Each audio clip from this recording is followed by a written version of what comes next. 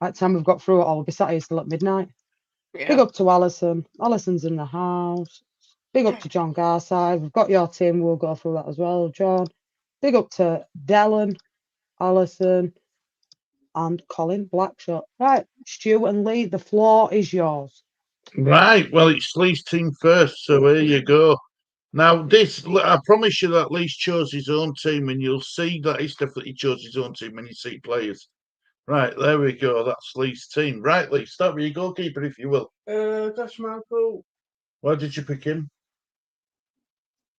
Where I pick him for? Yeah, why did you pick Schmeichel? I don't know.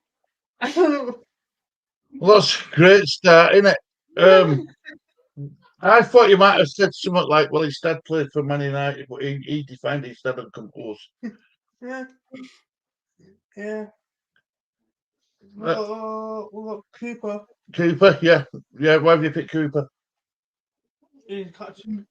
Captain, yeah. Been through a lot. It's been, correct me if I'm wrong, but in one of his longest serving players we've had at Leeds United as well. 10 years, yeah. You know, so he's played in most. He's been in top divisions, hasn't he, for us? Yeah.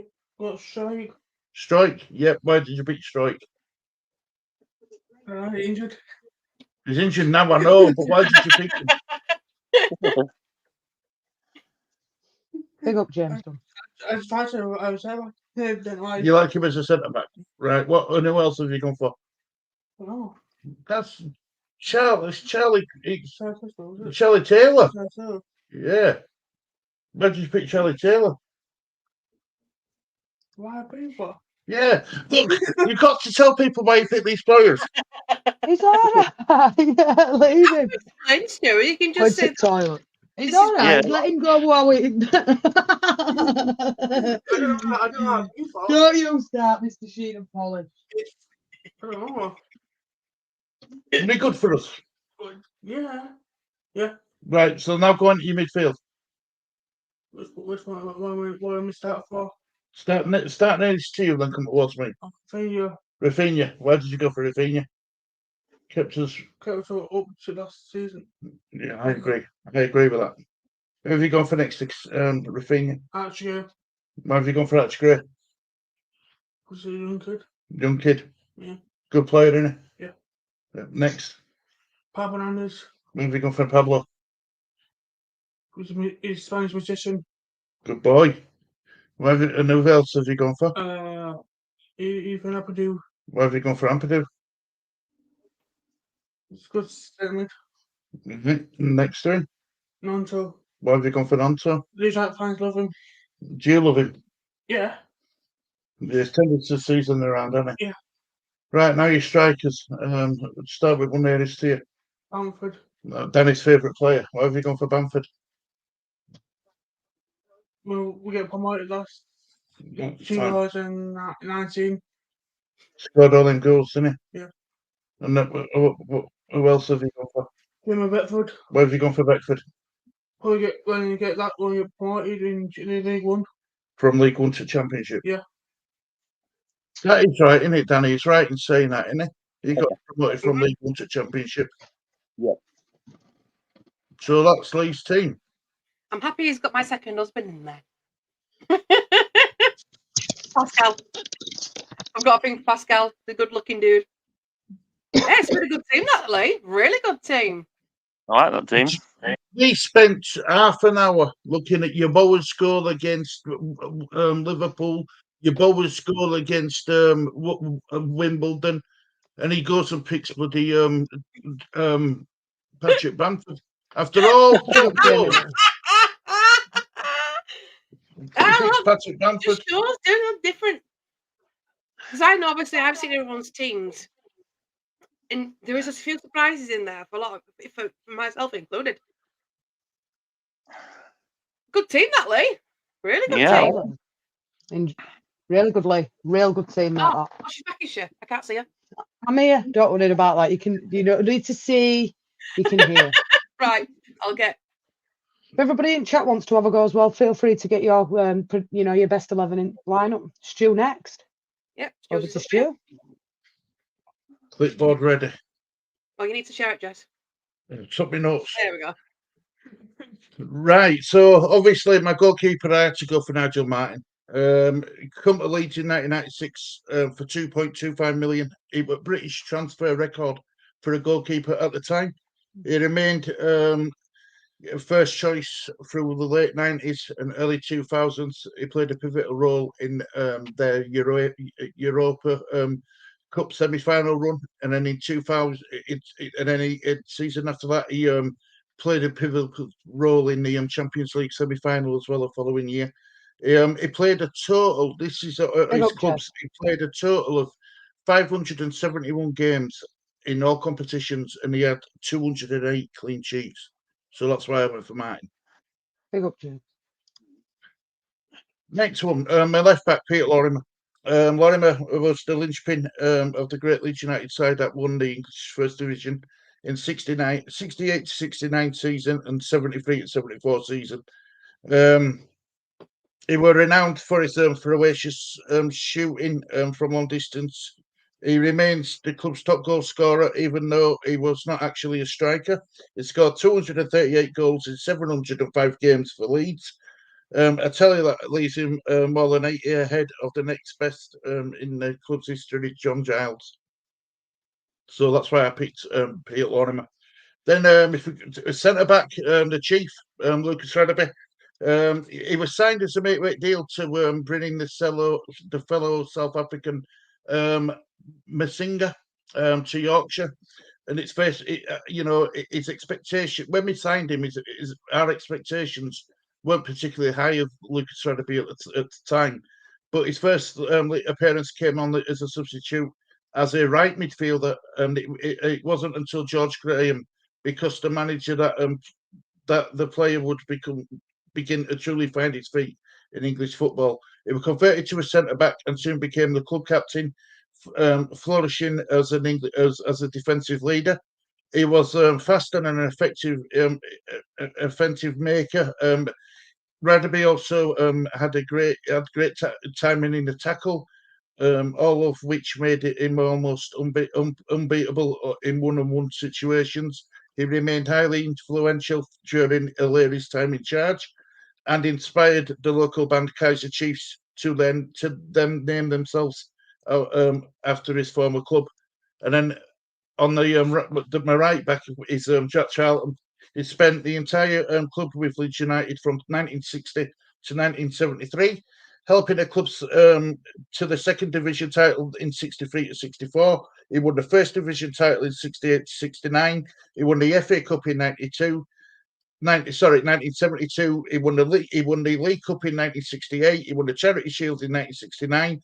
Intercity's Fair Cups in 1968 and 1971, as well as other promotions from the second division in 1955 to 56, and 5 second-place finishes in the Fair's Cup final defeat.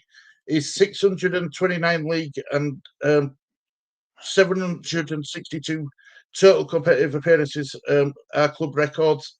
He was the elder brother of former Manchester United forward Bobby Charlton, who was also one of his teammates in England's World Cup final victory. In the victory, Leeds United supporters voted Charlton into the club's greatest 11. So then we go to his midfield. I had Eddie Gray on my left wing.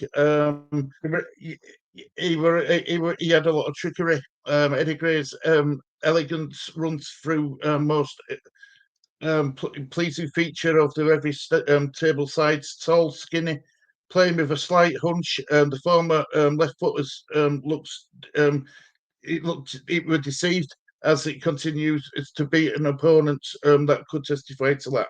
Technically refined and perfectly balanced, Gray brought a really good touch into the team, but primarily and also in efficiency as well. The centre midfield, I went for Johnny Giles. He had dancing feet, which he were quick thinking. Giles was the unsung hero of Revis Leeds.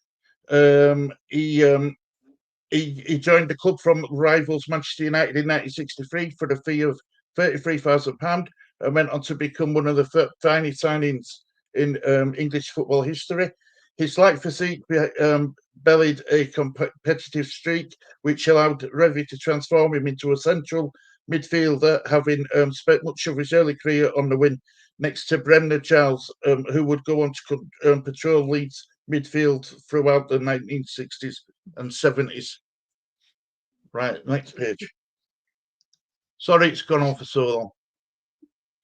But when you mentioned starting 11, right? So next to him, obviously, I've gone for David Batty. He was born in Leeds. Batty made his debut for Leeds in November 1987 as an 18-year-old during a 4-2 win over Swindon Town, and quickly earned a reputation as a fiercely competitive midfielder in the mould of Leeds legend Billy Bremner.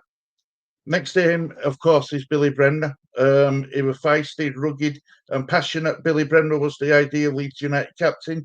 He was Revi's enforcer on the pitch and commanding midfield conductor who performed fiercely and acted as an inspiration during the club's greatest era. While notorious for his battling spirit, the Scotsman was also technically adept and a fine passer. He was a tenacious tackler and a non-stop runner. He formed a formidable central midfield partnership with Johnny Giles. The pairings combination of tackling intelligence and unshakable desire for victory, making him hard both to get past and stop. And then it's my 3 strikers now. So, do you know one of these strikers? You know, when I read up about him, I thought, "Wow, what a striker that was." Let's start with the first one, Alan Clark. Alan Clark is best known for scoring arguably the most valuable goal in Leeds United's history, the winner in the 1972 FA Cup final against Arsenal. He was widely viewed as a critical piece in the Revie puzzle, bringing genuine goal threat up front upon his signing from Leicester City for £165,000. Earning the nickname Sniffer for his poaching instincts and the ability to find scoring opportunities. Clark went on to score 151 goals for Leeds in all competitions, striking up a hugely effective partnership with a hard-working, hard-running Mick Jones. The next striker is John Giles. He was strong, powerful, and tall. He stood at 6'2". John Giles started out perhaps unsurprisingly as a centre-back after joining Leeds from Swansea as a teenager. However, following the rise of performance of the young Jack Charlton in the 1950s, Giles was used as a centre forward. His hulking presence, aerial ability, aggressive running, and nose for a goal made him one of the finest finishers in the world at the time. And after scoring 38 goals in 40 games in 1956 to 57, he moved to Juventus, where he became known as the gigantic Bruno or the gentle giant. He stands as Leeds United's all-time second highest goal scorer with his 157 total goals, battered by only by Peter Lorimer. And then my final striker is this is the one I looked at finding information out on. It's a guy called Charlie Keeley. He was he had a 67% hit rate, strike rate that would any striker in the modern era would be proud of his stats, making him equally impressive reading. He scored on his debut, the last goal in a 3-0 victory, and by the end of the 1927-28 season, he had bagged 18 goals in just 16 games and won those 3 hat-tricks. By the end of his 6.5 seasons with Leeds, after that he joined Derby County, if anyone's interested. Keeley had 10 hat-tricks, a total bettered by John Giles with 11, and once even bragged of 7 for the reserves. He played 160 games for Leeds United, scored 108 goals between 1927 and 1934. And there you go. That's my team. Thanks, Stu. You're welcome. Very in-depth. Good team. Very good time. Very good team. Stacy, over to you.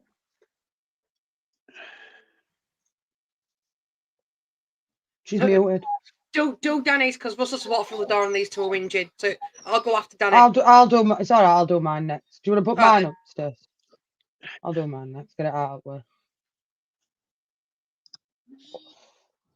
Yeah, I'll do mine next. It's all good. All good in the hood.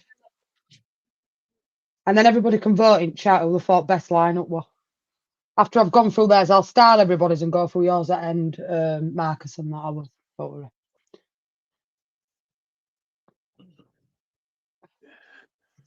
Give your gums a rest, John saying, Stu.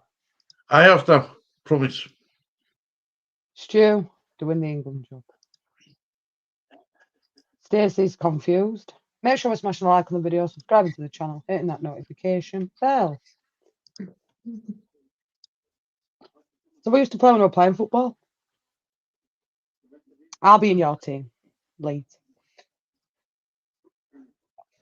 Look what Stacey's doing here.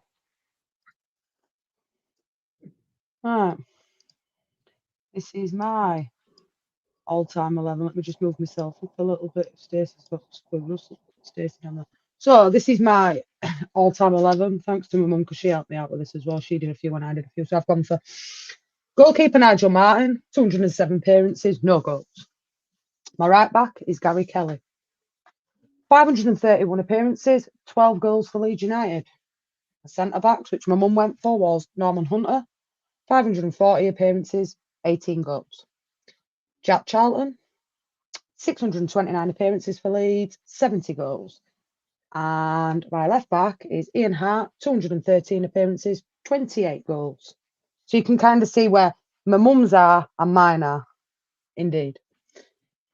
So for right midfield, we've got Peter Lorimer, 450 appearances for Leeds, 151 goals scored. Centre midfield, we've got Billy Bremner, 587 appearances, 91 goals, and Gary McAllister, 231 appearances, 31 goals. Also ended up at Leeds United. At Liverpool, sorry. And left midfield, I've gone for Eddie Gray, 454 appearances, 52 goals. And my two strikers, Alan Clark, 273 appearances, 110 goals.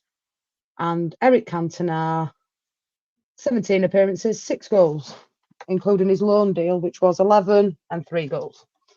So, yeah, that's my lineup. A little bit, I suppose, the people are going to look at that and think, ooh, you're not that old for that. But my mum did help me with that one. But, yeah, there's mine. And if Stacy wants to put, Stacy wants to put whoever's on next, but that's mine, short and sweet, as always. Sorry about that. Russell's Watford dogs won't stop whinging, so let me get mine up. Let me star this one, and we'll go through these at the end. Absolutely. For some reason, it's not showing the it's a share screen. It's not showing the pictures. It's Stacy a minute, she'll get it started. Yeah, good, James. We'll go through your guys' at the end. Why ain't it showing the pictures? What the frick is going on? 1 second, guys. Sorry, computer's not playing ball. Have you got it, Stace? It's my computer's being funny. It's not showing the images. Big up There to we Mia for go. the super chat. Thank you, Mia. No, Much sorry. appreciated. Big up to Mia. Thank you very much indeed. See, I can't really go into much details you lot have because I haven't really looked into it properly, to be honest. But these are like some of these players of what I remember when I was growing up following. But it seems like everybody likes Nigel Martin, which I'm pleased for, because I thought I'd only want to have Nigel Martin. For me, he Big was up, Robbie. class keeper. So I'll keep mine short and sweet, because I ain't gone into details like the other two before me. Obviously, I've got the Chief in there, Lucas Radebe. Love him. Love him, love him, love him. I have done since I first saw him play. Class player, on and off the pitch. I have never heard him say a bad word about Leeds United. Ever. I don't know if anyone else can back me up on that one. So the next slot I've got Lee Bower. Or is it Bowie or Bower? I always get confused, them two. I have a soft spot for Clicky Boy. The way he handled himself on and off the pitch was absolute genius. I miss his, pardon my French, Lee, I miss his shithousery on the pitch. I just miss it in general. I gutty when he went to DC. Mashed that point. Obviously, our boy Dallas, another class player in my eyes. Seeing coming for the championship and how he's brought the boys together. Even when he's not playing, he has travelled with the lads. He's shown his support relentlessly, no matter what. He's there. He's supporting the boys. Can't beat that. And obviously, Gary Kerr, legend. Go through these at end, Jones. Just a legend. In my eyes, Gary Kerr's a legend. And then, do you know what? I forgot all the players I picked. It is embarrassing. I'm flustered, sorry. No. Unprofessional, I know. Right, bear me a second, guys. I sent it to Stu. How can I forget Jimmy Floyd Hasselbank? Another player I really, really enjoyed watching when I was growing up. Obviously, Leeds Madhouse. Leeds Mad. And then I've got, oh my God, I'm so embarrassed. Why am I so flustered? I am so sorry. I can't forget. I've got all the players next to him. Help me out. Where we up to? Lee Boyer. Is it Yeboah? That's it, Yeboah. Thank you, Danny. Embarrassing. I will hang my head in shame very shortly. I do apologise. So yeah, Yeboah. Class player. And obviously, Jermaine Beckford. Even to this day, he's still part of Leeds United. He does the podcast. He does presenting on other channels when it's Leeds are playing. And Eric Cantona. Oh, how can you not love Eric Cantona? Yes, he went to Man United. And I know a lot of people are going to chat, but he went to Man United. But even at Man United, he was a class player. The drop kick. Anyone will never forget that when he drop kicked a fan. I'm sorry, that was I could not help but laugh at that drop kick. To this day, I can still laugh at it. That's my Leeds 11. Oh God, I'm in shame now. Alright, give me a second, Dan. I'll get yours up. Don't worry, Stace. No. I was embarrassed. How can I freaking forget? I like Stacy's formation. Me 1-4-1-5-4. No. Stu messaged me, but the thing is, right, Stu goes to me. Stacy, where's your goalkeeper? I'm like, Joe, Martin, as in Nigel Martin. He's like, oh. Yeah. Sixth player on one bloody list. No, leave me alone. Leave me alone. And don't worry, I've got everybody else's starred. I'll go through yours at end as well. Don't worry, everybody will get their own. So. Come on. Don't worry, John, we'll be doing yours after Danny's. Is John coming on for Danny's? After Danny, sorry. No, somebody will read John's out. Oh, okay. Can't put links in chat. Yeah. And Danny?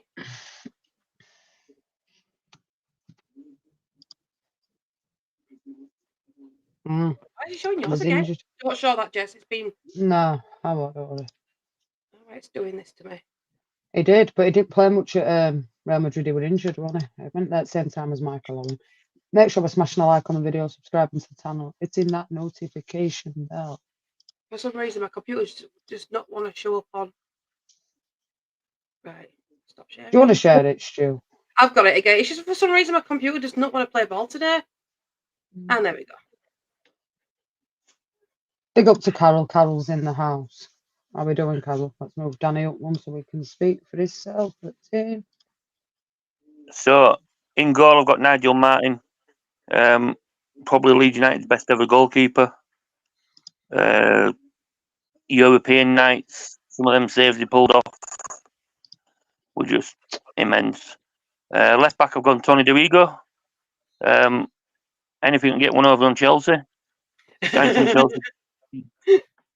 And wins a championship. The centre backs, I've gone Chief.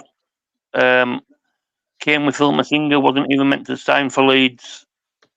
Just come as a chaperone. Ended up being one of our best centre backs I've seen play. After that, I've got Jack Charlton. The first ever player to stand in front of the goalkeeper to start at a corner. Well, score the goals. Right back, Gary Kelly came to Leeds as a striker. Howard Wilkinson put him at right back in a training match, and he stayed there ever since. Now, my midfield, I've got Rafinha left hand side, but can also play the right if needed to swap. Just the magic that he did when he kept us up. If it weren't for him, we'd have probably got relegated that season. My midfield two of Billy Bremner and David Batty. I don't think anything's getting past them two. If it was today's game, right hand side, box to box midfielder. I'd say have him in Lee Boyer. Got some amazing goals in Europe. Just box to box, loved him. I had his name on my shirt, Strongbow shirt. My front two. Now, if these were playing now, I think these have probably been the most valuable front two in English playing in English football. Tony Yeboah and Mark Viduka. I wouldn't like to be any defensive against them two. And that's my team. There we go. Do you want to put John's upstairs? We'll go through John's. He did, Dallin. He did indeed. Still a good player, though. Speaks for himself, doesn't he, Eric Cantona? Did very well after leaving Leeds. Stacey looks stressed. She's not used to these polished shows. And this is John Garside's. Stu, do you want to read this one out? You'll probably know more than me. Can you see it, George? A bit more. There we go. Right. Hang on a minute. Right, here we go. Sorry, my screen's playing up. Right, we've got Nigel Martin in goal. Speaks for himself, doesn't it, Danny? That's Tony DeRigo, isn't it, on left, Danny? Yep. Yeah. Yeah. You've got Radaby and Woodgate as his centre backs, and then you've got Gary Kelly as his right back. Rafinha. Danny, who's that? No idea. Oh, John Sheridan. John Sheridan, that's it. And then he's got David Batty and then Gary Speed And then his two strikers are Tony Yeboah and Mark Viduka.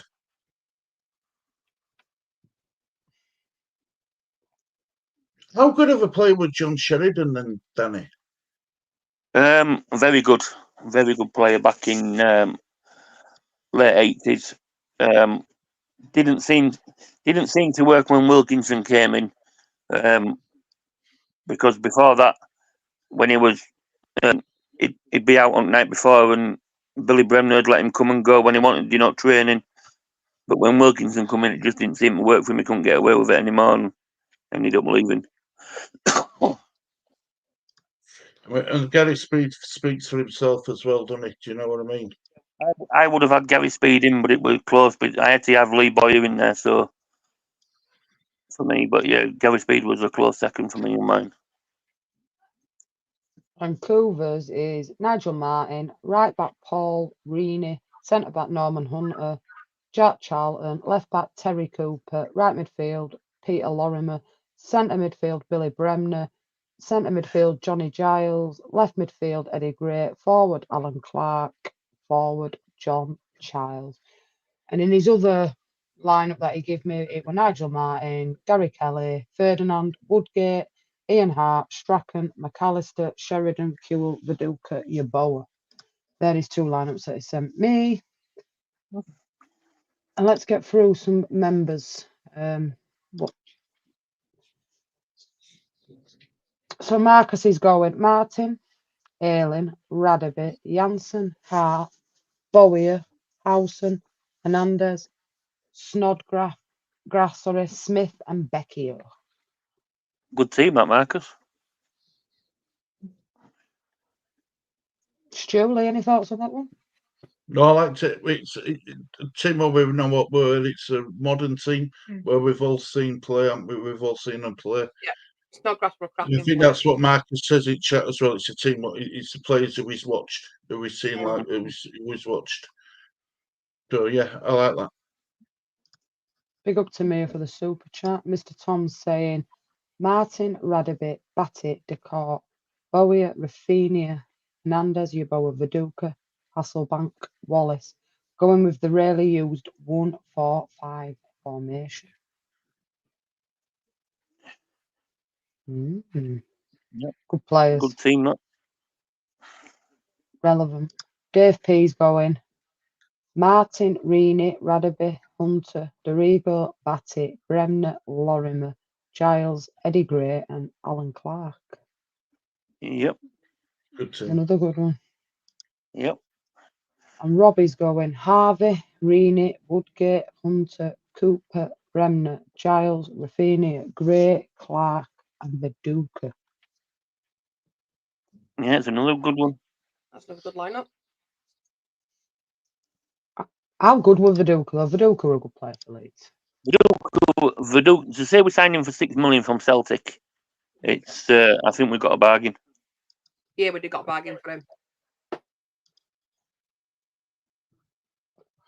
Mr. Tom saying I considered Rio, Cantona, and Kewell, but realised I'd rather drink acid than include. Was that because of the way they went?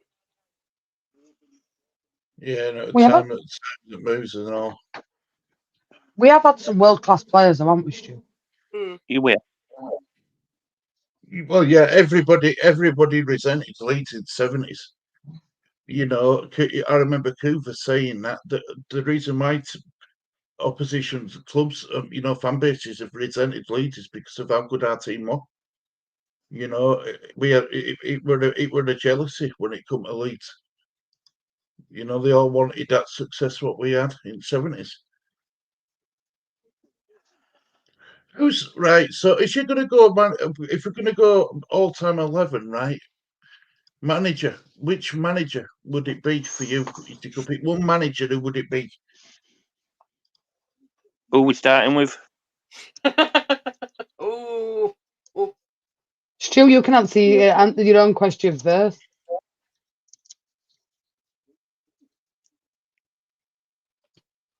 It has to be Dom Revie for me. It has to be. Lee, who's been your best manager who you can remember? I can't remember I don't know. Oh, Sam Jason. You like Simon Grayson? Mm. Who's next? Thinking hard. I know mine is. I'll just say mine's same as Stu's. Mine's Revy. Oh, he's up top. He's up top now for me, but he's not my era, if you know what I mean. So I'm just thinking about what I've seen.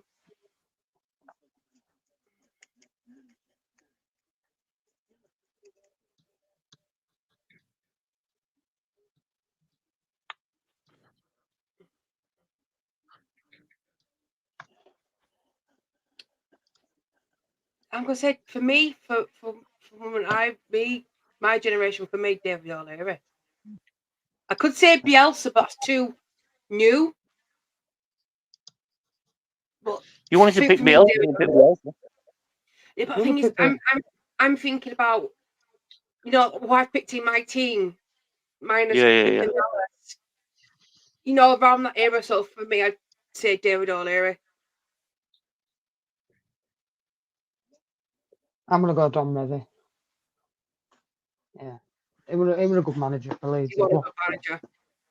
If I was to do it in order of managers that we've had where we've had good times, it'd be Revy, Wilkinson, Bielsa, O'Leary.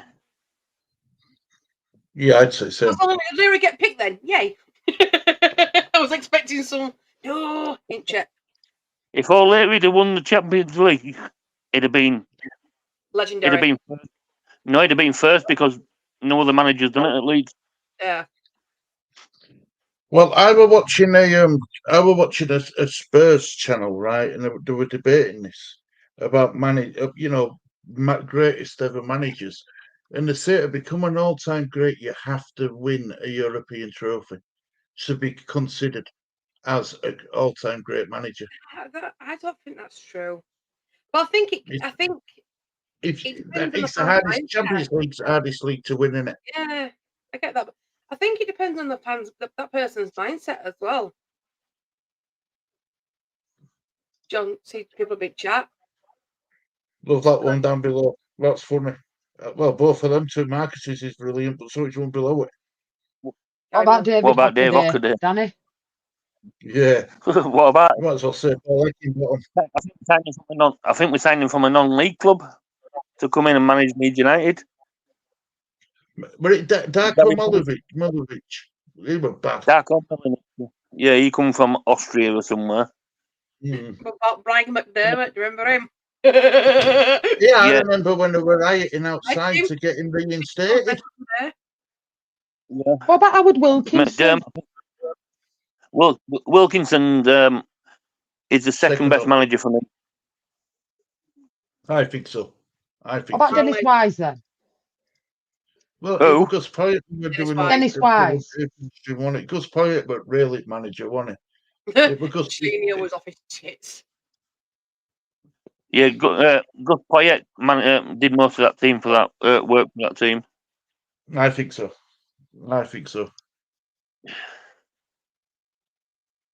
We've had some owners, though, haven't we? What, Cellino? Oh, that's some football. Bates. I remember all that shit that went down with Bates, man. Fuck. GFH Capital Holdings and all that sort of thing. Yep. Bloody hell. We had Bill Fotherby back in Wilkinson's era. We've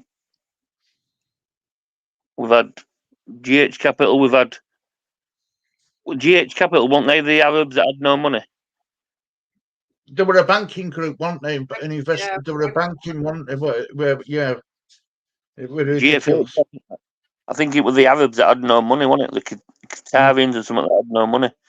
Yeah, Cellino, we've had Red Rizzani, Peter Ridsdale. Ridsdale, Jesus. Now we've got to think of it. We've had, should we say, pick a mixed match of owners? We've had some mad owners. Oh, tell me about it. So do I you remember think? Chilino, you know. Remember when he thought there were bloody cameras spying on him in toilets and everything. He had everything. He had all buildings ripped apart. Yeah, that was the marching powder that he was on shoe. That wasn't Oh else. yeah. Angels is asking, what did you think of Clough? Was he right to say that about the team? I'll let Danny answer this one. Well, Brian Clough. Brian Clough said that about the team because I'll tell you how it started. Leeds United was playing Derby County in a cup game, and the bus broke down halfway down the street. And as they're walking in, shaking hands, and Revy ignored him, shook his number two's hand, but didn't shake his hand, and that's where the hatred from Leeds United come from with Brian Clough. Why didn't he shake his hand? Didn't want him as a Don't manager. He didn't get. He didn't want us. It would. Don Revy recommended a manager, didn't he? And it wasn't Clough. Don Revy recommended Johnny Giles to be manager when he left, and they appointed Clough. Yeah, and then Clough come in and says every medal you've won, you've won it dirty. You cheated to get it or something. Yeah, cheats dirty. Yeah. Jesus, really? Yeah. Oof. What about Gary McAllister as Leeds manager, Stu? What did you think of him?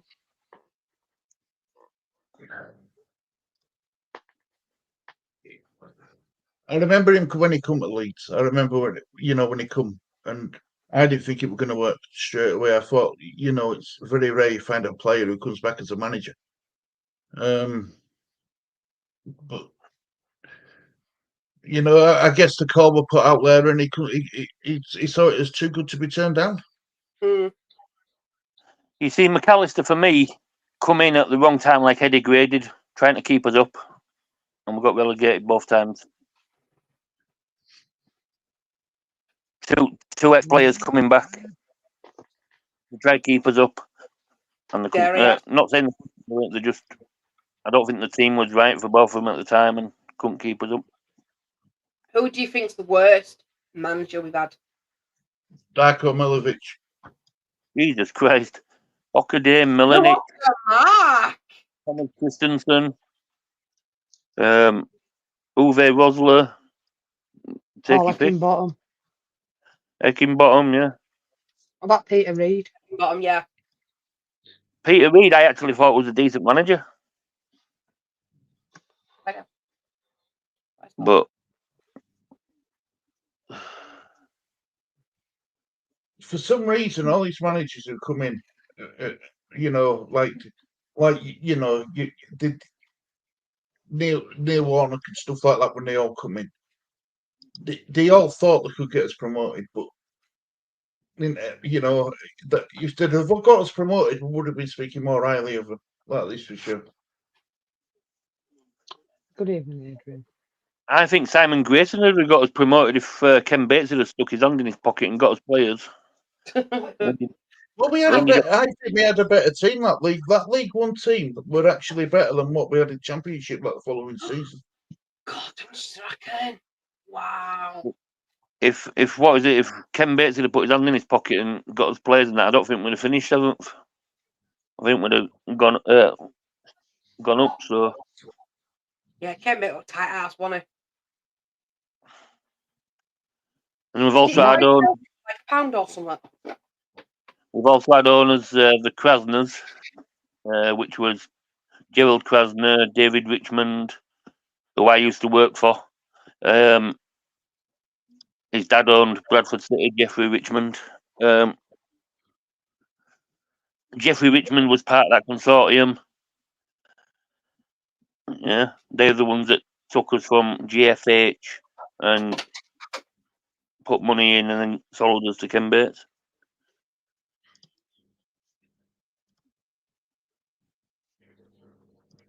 So 91 Leeds is saying John Lukic, Tony Dorigo, Chris Fairclough, John McClelland, David Batty, Stephen Hodge, Gary McAllister, Gary Speed, Gordon Strachan, Lee Chapman, Rod Wallace, Eric Cantona. See, another cut now. That'll do me. Eric Cantona. Yep. Hello. I was surprised at that. I'm like, ooh, another one. It's a good squad that night. Reason I didn't go like for camp night, I thought it wasn't here long enough. But the mum said, why did she would have picked like Vinnie Jones? Yeah, but he was only here a season and a half. There was no point picking him neither. I had him in my mind. I had the haircut anyway. I had his haircut when I was growing up.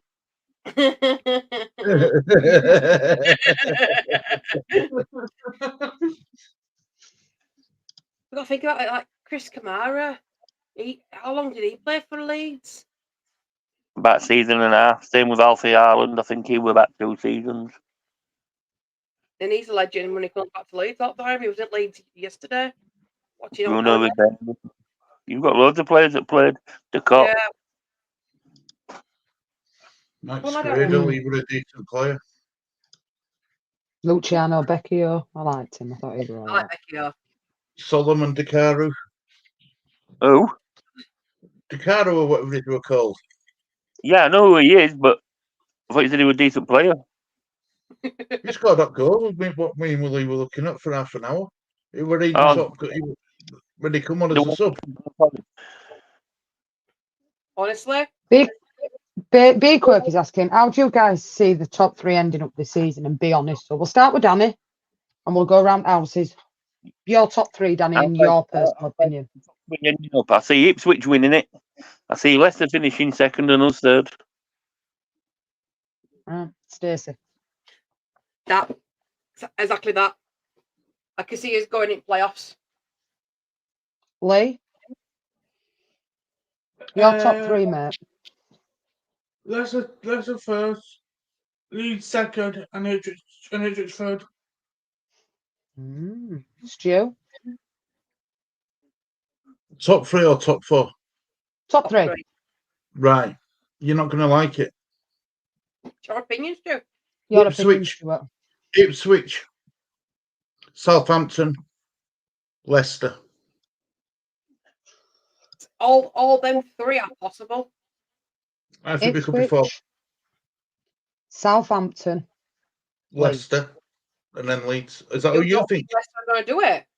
I'm going to go Ipswich, Southampton, Leeds 3rd, Leicester drop to 4th. In my personal opinion. Wow. I've got them other way, 3rd and 4th. I've got them other way, Jess. You know, it's... The Leicester Southampton game coming up is going to tell the story. Yeah, Tuesday night's a massive game. Big up audio artisan. How we doing? I think the next, is it 3 games now? It's squeaky bum time for all 3 of us, really, all 3 teams. We could be already on back foot on Monday when it comes Monday night, you know. Big up Rangy. Well, Leicester have got a game in hand, haven't they? Yeah, that's Tuesday. Tuesday's game, right. So we really need to win. No, Leicester. Well, Leicester play on Friday night, though. Is it? Do Leicester play tomorrow night? Tomorrow. Tomorrow afternoon. Tomorrow afternoon, West Brom. It's Ipswich who haven't got a game, innit? They don't have a game. It's Leicester got a game in hand. Ipswich don't have a game till we play QPR. Yeah. So we play Middlesbrough Monday, QPR on the Friday. Marcus is going Ipswich, Leeds 2nd, and Leicester. That's a good comment by Angels. Is it a must-win? It is a must-win. Anybody else? Must-win on Monday? It's a must-win because if we draw against that and then we get a draw against QPR, all Ipswich need done out of them 3 games is a draw and they're up. So we need to win. I agree. I do. The only team out of the 4 what's in a little bit of form. Well, 2 teams that are in a bit of form is Ipswich and Southampton. So Audio's put Leicester look on the slide, 2 L's in a row, and you've got to play West Bromwich Albion and Southampton back to back.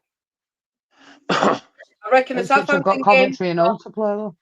I think the Southampton Leicester's game that'll be a fight. So will West Brom Leicester. That won't be an easy game. Come on, Brom.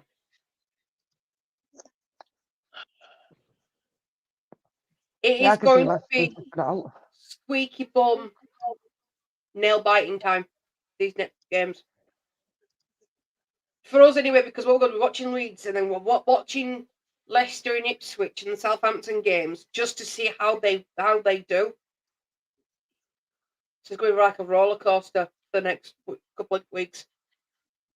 And then obviously, if we get to playoffs, then we've got more games to go. It's like torch is not going to stop. Look, I don't. If we get playoffs, it's going to be a lot of doubt from the Leeds fans win the playoffs. But we don't need to win it. We do not need to win it. We've already got the trophy. We don't need to win it. If our players just say, "Look, we need to win for second," buzzing. If we get first, which I doubt, I'll be ecstatic. But if we get second, I'll be happy with second. Marcus, am I right? Is he at Salford now? Oh, Matt Smith, is he at Salford now? Matt Smith. yeah. Is it Salford? Yeah, is their leading goal scorer? Oh, well. Big I up thought to Ryan so. G. Big Right. up to James. Big up to Ryan.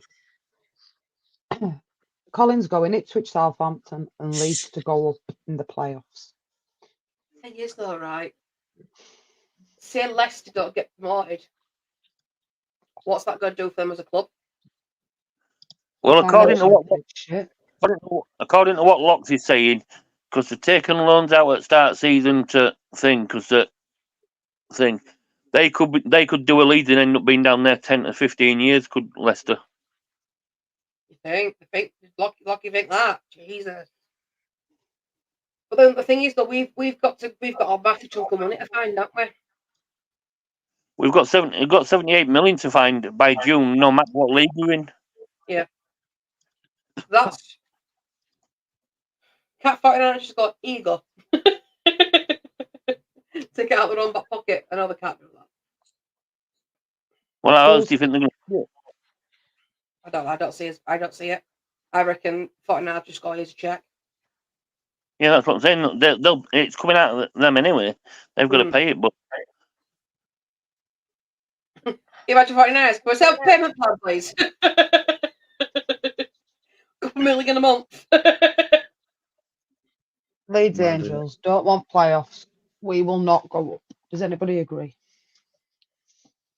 See, we it don't. depends. Yeah, sort of. Depending who's in sixth place. If we finish third, depending who's in sixth place, if it's Coventry or West Brom, I don't fancy us. I fancy us to beat Norwich. I fancy us to beat, I don't know, Southampton, depending. Alison's saying I reckon it's Leicester, Southampton, Ipswich, and Leeds in fourth. So you don't believe we're going to get promoted this season, then, Alison? Angels is saying if we don't go up, at least 6 players will leave. Which six? Yeah, let us know which 6 Angels. Big up, Russell. How are we doing, mate? Hope you're well. Yeah, Tuesday night against Leicester. They had Adrian, but not till next season. Yeah, but they get that point deduction whether they're in Championship or Premiership. Really? So basically, they're screwing you away, basically, aren't they, really? And what they're getting done for? Is it FFP they're getting done for? Yeah, they're getting done for overspending in Premiership. Plus, they're saying EFL are saying that because they've come down here now and they've still got players like £100,000 a week wages in Championship, that could possibly be a breach of EFL's as well. Oh, she's gonna get her ass spanked then. They've already got a transfer embargo, so they can't sign anybody. They can't sign anybody's contracts. They can't do anything at the minute. Oh, really? Ooh. We got to believe Sorry, Stu, you go. If Leeds don't get promoted, Danny, right? Just say how devastating will it be if we don't get promoted? bearing in mind that this were a 2-year plan, what I'm trying to say is, if it were a 2-year plan, they must have known that if we didn't get promoted this year, they had to find that money. They must have known that in advance. Yeah, they'll know that in advance anyway. Yeah. So is it? Look, I want to get promoted as much as next man. I really do, honestly, and I mean this from the bottom of my heart. But is it that devastating to Leeds United if we don't get promoted this season? I don't think it is, to be honest. Look at Bielsa; he didn't get promoted on his first season.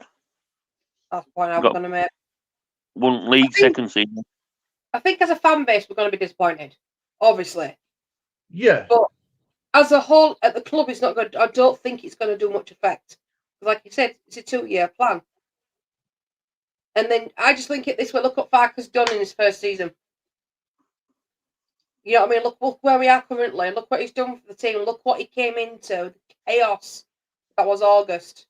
Did any of us back in August think we'd be at this stage in the Championship?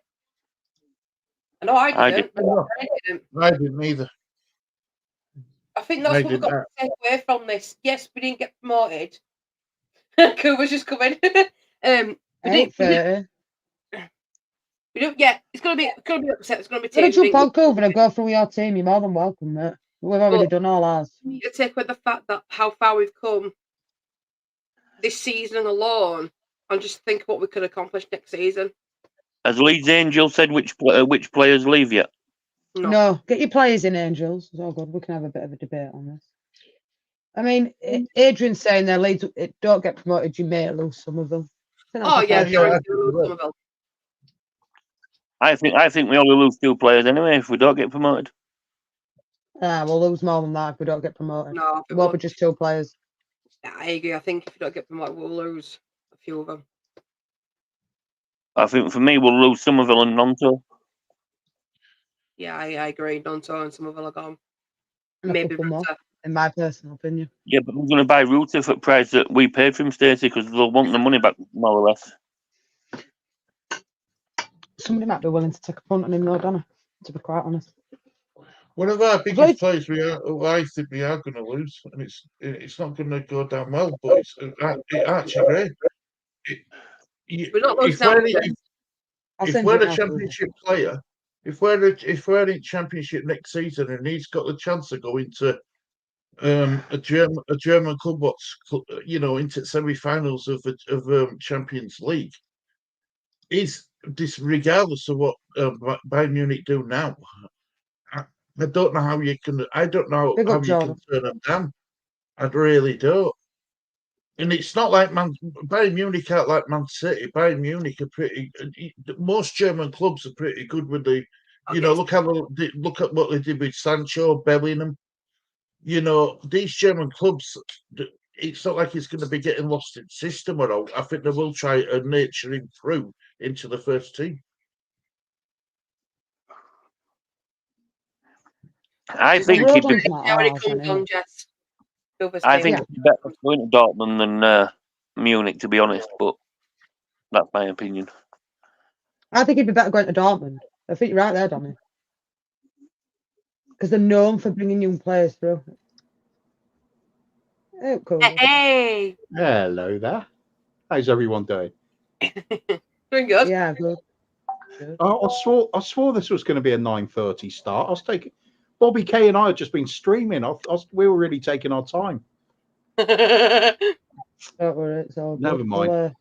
Why rush things through in an hour when you can spend an hour and 50 minutes talking crap? There's your team. Would you like to go through yours?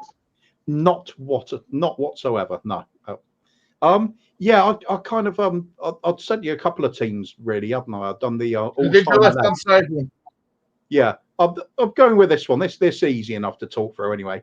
Because whether it's an all-time 11 or the best that I've seen in my lifetime at Leeds, that would be one of my teams as well. Nigel Martin at the back goes in both teams as far as I'm concerned. I think this bloke's one of the best goalkeepers that's been in the Premiership era, well, any era. I think the very fact that he got 20-odd England caps at a time when a legendary David Seaman was England's #1 speaks volumes already. If it wasn't for David Seaman, you'd look at Nigel Martin again, pushing 100 caps easily. I think he just had everything, absolutely everything about him. When Crystal Palace signed him from, I'm trying to think who they signed him from now. Bristol Rovers, I think it might have been. They broke the British transfer record for a goalkeeper, paid $1 million for him at the time, and it was money well spent. He just got better and better.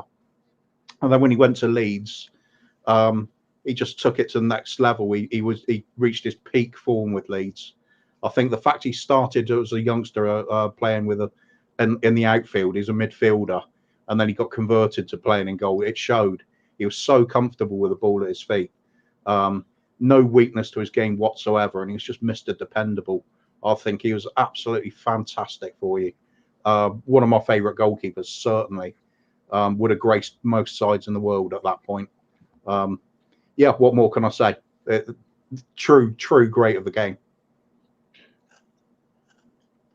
I'll carry on then, shall I? Yeah. The floor's yours. The floor's yours. Okay, fair enough. I'm trying to have a look at did I make any notes for some of this? Well, we're going to the back four as well. I mean, if we're talking all-time greats, you've got to look at Leeds, that early 70s team. That is legendary in anybody's book. I mean, for someone like me, I wasn't, I was too young for this lot. But I spent so much time talking to my dad about what football used to be like and the other great sides in the game. We talked loads about Leeds, and you're talking when you're talking the players that roll off the tongue. It's always going to be that Leeds midfield for me. But at the back, you've got Terry Cooper there, left back. I don't know too much about him other than my dad said you just put him in your team no matter what. It's just one of these solid players. He never lets you down kind of player. You don't get too many of those nowadays. I think the centre-back pairing, let's see, we got Norman Hunter is a legend in his own right. What do they call him? Bite your legs Hunter, was it? Something like that. I think he's this absolutely colossal centre-back. Really bad reputation for hurting people, but he could play as well. He knew his job. He's the sort of player you build championship-winning sides on. I think you pair him with the likes of Jack Charlton, who's also, got this. He's worth his reputation. They are players that big men, powerfully built men, could put themselves about, take control of situations, and just gave you that solid base at the back to which to operate from. So I mean, Jack Charlton, World Cup winner as well. So I mean, you can't really ignore that kind of talent. So then that brings you on to right back. One I do not know much of, I must admit, but my dad said he was a hell of a player. And that's Paul Reaney, is it? Cver is the only man to mark what's his name? Played for Manchester. George Best out of the game. That says it all, really, doesn't it? We used to say the same thing about Maurice Norman at Spurs. He was the one that basically effectively ended Stanley Matthews' career, not through injury, just that he made him look average. So I'm assuming you're talking the same sort of thing with George Best here. That's a hell of a accolade straight away. Yeah, I mean, like I said, we tended to talk more about the other players in the team. I just remember this name coming up again and again. My dad said he wasn't fond of Leeds because there was kind of a rivalry going on with the likes of Billy Bremner and Dave Mackay. My dad was a huge Dave Mackay fan, so he took a dislike to Leeds through that. But I mean, that's kind of a petty way of doing it. But you understand it when you when you fall out with a player just because of what's happened on the pitch. That's fair enough, part and parcel of the game, isn't it? But I mean, going on to the midfield then. Very easy to pick your all-time 11. It's got to be from that era, and that's Lorimer, Billy Bremner, Johnny Giles, Eddie Gray. That's any football fan that's studied the history of the game in this country is going to know those players. They're all of them household names. Going back over the years, there's no doubt about it. You're talking about some of the all-time standout performers of their generations. So, I mean, we'll talk off, first of all, I'd say, let's start with Billy Bremner, because he is, without doubt, in my opinion, your greatest ever player. I think most Studio fans are probably going to say the same thing, especially if they're from that era. He was only 5'5", but he put himself about like he was a man much bigger and much more powerful. Got stuck in anybody, utterly fearless, ran his socks off all day long. He scored a lot of goals as well, I believe. I think he got over 100 goals. He's what, 700 appearances, 100 goals, something along those lines. That's phenomenal. And all of it at the very top of his game, both for Leeds and Scotland. So he's that player that ran everything, ran the show basically. But what he was blessed with, he was surrounded with absolute quality alongside him. Johnny Giles, again, legendary. It's a running theme with your midfield of that era. They all scored a lot of goals individually. It made up for some of the forwards perhaps not being the most legendary compared to others. For example, some of you Leeds legends over the years, it's very rare you'd see anybody that's like a Jimmy Greaves or a Gary Lineker or somebody that's going to hit 40 a season. It tended to be the midfield that was always the source of your regular goal output, and you just had really good forwards that worked with them well. So Billy Bremner, Johnny Giles, same sort of thing. My dad said Eddie Gray, he would have loved at Spurs because he thought he was the most naturally gifted of the lot of them, which says something because my dad's a huge fan of like John White and the Super Spurs sort of era that he saw. To say that one of your players would have graced the pitch with those as well, I thought that spoke volumes to me. So I always remembered the name. And again, it's another one of these players that a hell of a lot of goals to come from it. I believe he would have had a lot more caps. I think he's one of these players that just suffered with a few injuries and kind of hampered his career. I think he would have ended up with a lot more medals, a lot more accolades if it had happened, if he'd stayed fit otherwise. But that's the way it goes with a lot of them. He's just a bit of everything, superbly talented player, and it made that legendary midfield of yours there. Yep. Who's left? Peter Lorimer. Peter Lorimer, first time I ever heard his name is my dad's talking about his shooting power. He said he could really hammer a ball home from 100 yards out. So it's that goal output again. Another player, I believe, all of these players were like well over 500 caps or something like that for Leeds, weren't they? Played for Leeds. Made his first team debut at 15. Yeah. Well, his whole career at Leeds as well, was he, or nearabouts? Yeah, I think. I mean, they're racking up stupid amounts of games. When you're doing that and you're playing for a team that's right at the top, you've got to be a special player just to hang on to your place at that point. You talk about it. I know you won't like the team I'm mentioning, but you look at the likes of Scholes and Giggs at United. They did the same sort of thing, played way beyond the years that other players are retiring at because they could still maintain those levels. They're just quality. You have 4 players there all doing it for Leeds at this point.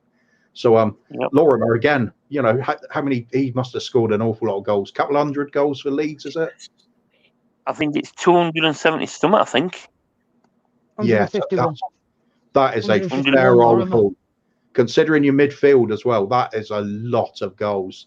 You rarely see that nowadays. Lampard used to score a lot, but when you got that kind of regular input from that midfield, it drives the whole team. So that's what I'd say on those lot. That brings it to the forwards. I'll start off with Alan Clark, Sniffer, I think was his nickname, if I remember rightly. Yep. And he was one of these players that I think teammates and the manager appreciated him more than perhaps other teams did. He didn't hit those, colossally big numbers for a season, but he'd chip in with the 15, 20 goals, and he was always involved with it and always helped he'd get those important goals every now and then when people are struggling. Sometimes you need somebody up there that's going to take a few hits and allows other players to play around them, and he seemed to do that for the team and just have a knack of coming up with the really important goals. So that's what I really know about him. But then it does lead me on to my other contender for probably your best player ever, which would be I've just talked him up and now I've forgotten the name again. John Charles. Yeah.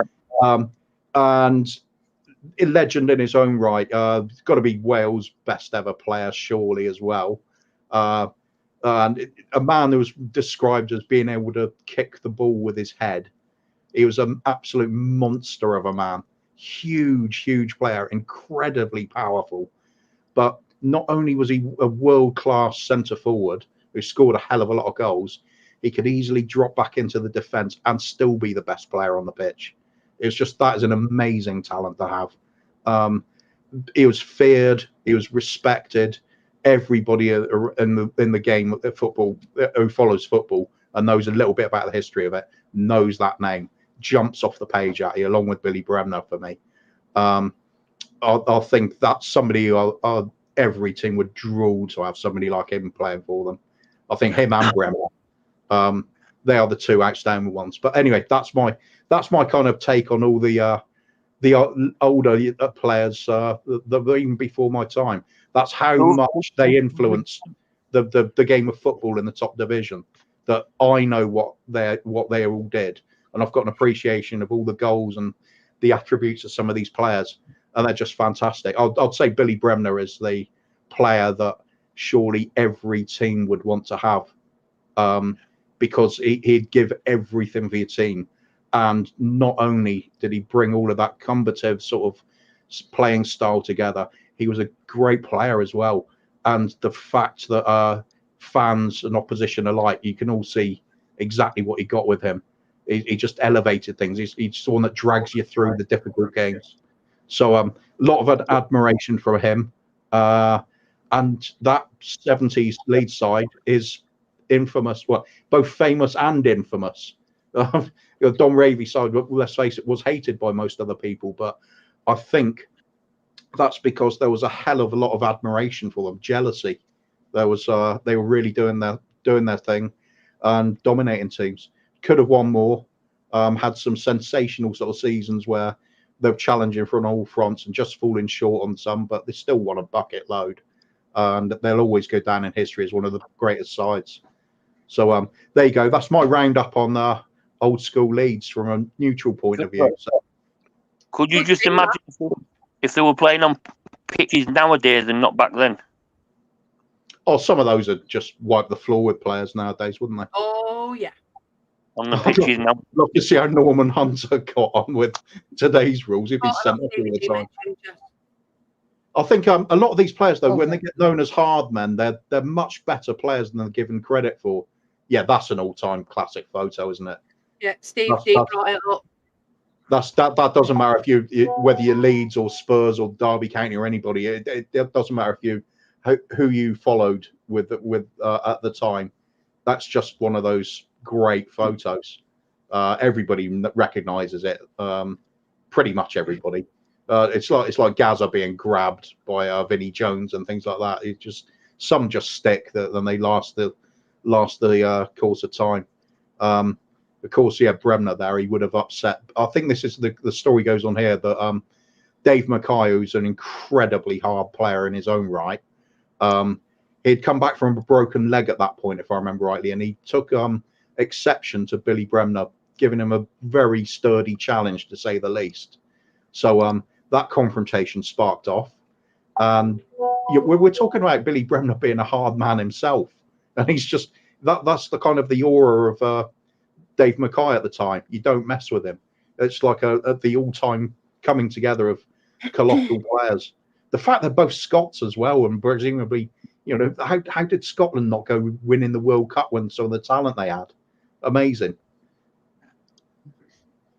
Yeah, I think, I don't know if anyone's going to agree with me, but back then, the game of football was a lot more brutal. I think it was more like a tough man thing. You know what I mean?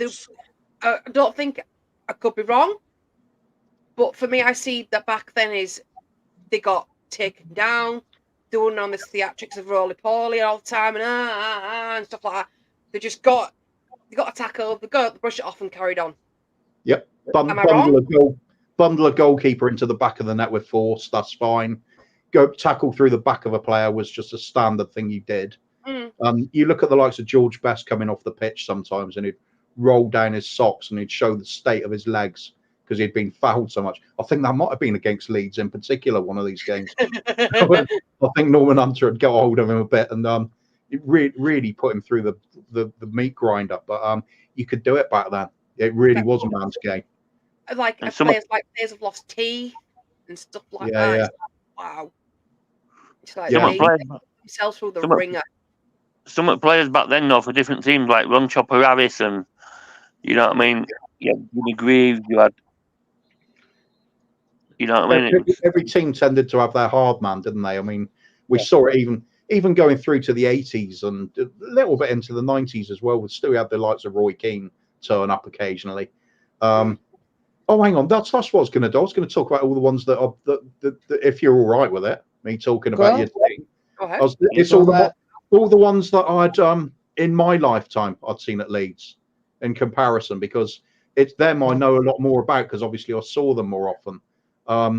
You know, and funny enough, as it happens, Nigel Martin would be still the goalkeeper. Like I said, he was just fantastic. He seems to be a lot popular with Leeds fans. I was shocked to see him. I was expecting more goalkeepers to be picked, but I was really pleased with Nigel Martin in more or less every single one of them. I'm aware of like players like Gary Sprake and players like that, but and of course you can't ignore them when they're part of successful teams from the 70s. But you know, when you just see him, you just think, nah, could somebody be better than this? It's going to take some player. For me, natural progression at Spurs would have been going from Pat Jennings to Ray Clements, and then looking after that, I desperately wanted us to get David Seaman, but he ended up going to that other lot. And like I said, David Seaman's the only reason that Nigel Martin didn't get far more England caps, because they were around at exactly the same sort of time frame. And I think Nigel Martin had his career ended relatively early as well, didn't he? For a goalkeeper, anyway. Because quite often they'll go on till 40, and I thought he could have done it, but I think he had an ankle injury. Cut him short a little bit. Sorry. That's when Paul Robinson took over. Yeah, that'll be right. Another good goalkeeper. But England tends to wreck goalkeepers, doesn't it? Yeah. So many have ended up with big injuries or massive loss of form after playing for England. But anyway, let's go for the current, more recent right backs. One of my favourite ever Leeds players, because I used to play fullback so often, Gary Kelly. What a right back he was. Absolutely loved that bloke. Everything about him. Quick, fearless. He worked his socks off for the team every time. Consummate professional. Oh my God, I would loved him to have been a Spurs player. Everything I loved about it. Everything I loved about the way a fullback should play, summed up in him. And heart of a lion. He was Leeds through and through as well. He gave you everything all the time. I can't believe there'd be any fan that would look back at his career and have any criticism about it. He just gave you absolutely all of it. He gave us 100%. Sorry, what's that? I said he gave us 100%. Oh, absolutely, and extra. I think centre back pairings. Well, start off with the first one. I mean, got to give shout outs to the likes of Chris Fairclough, did really well for you. Even Dominic Matteo for a bit.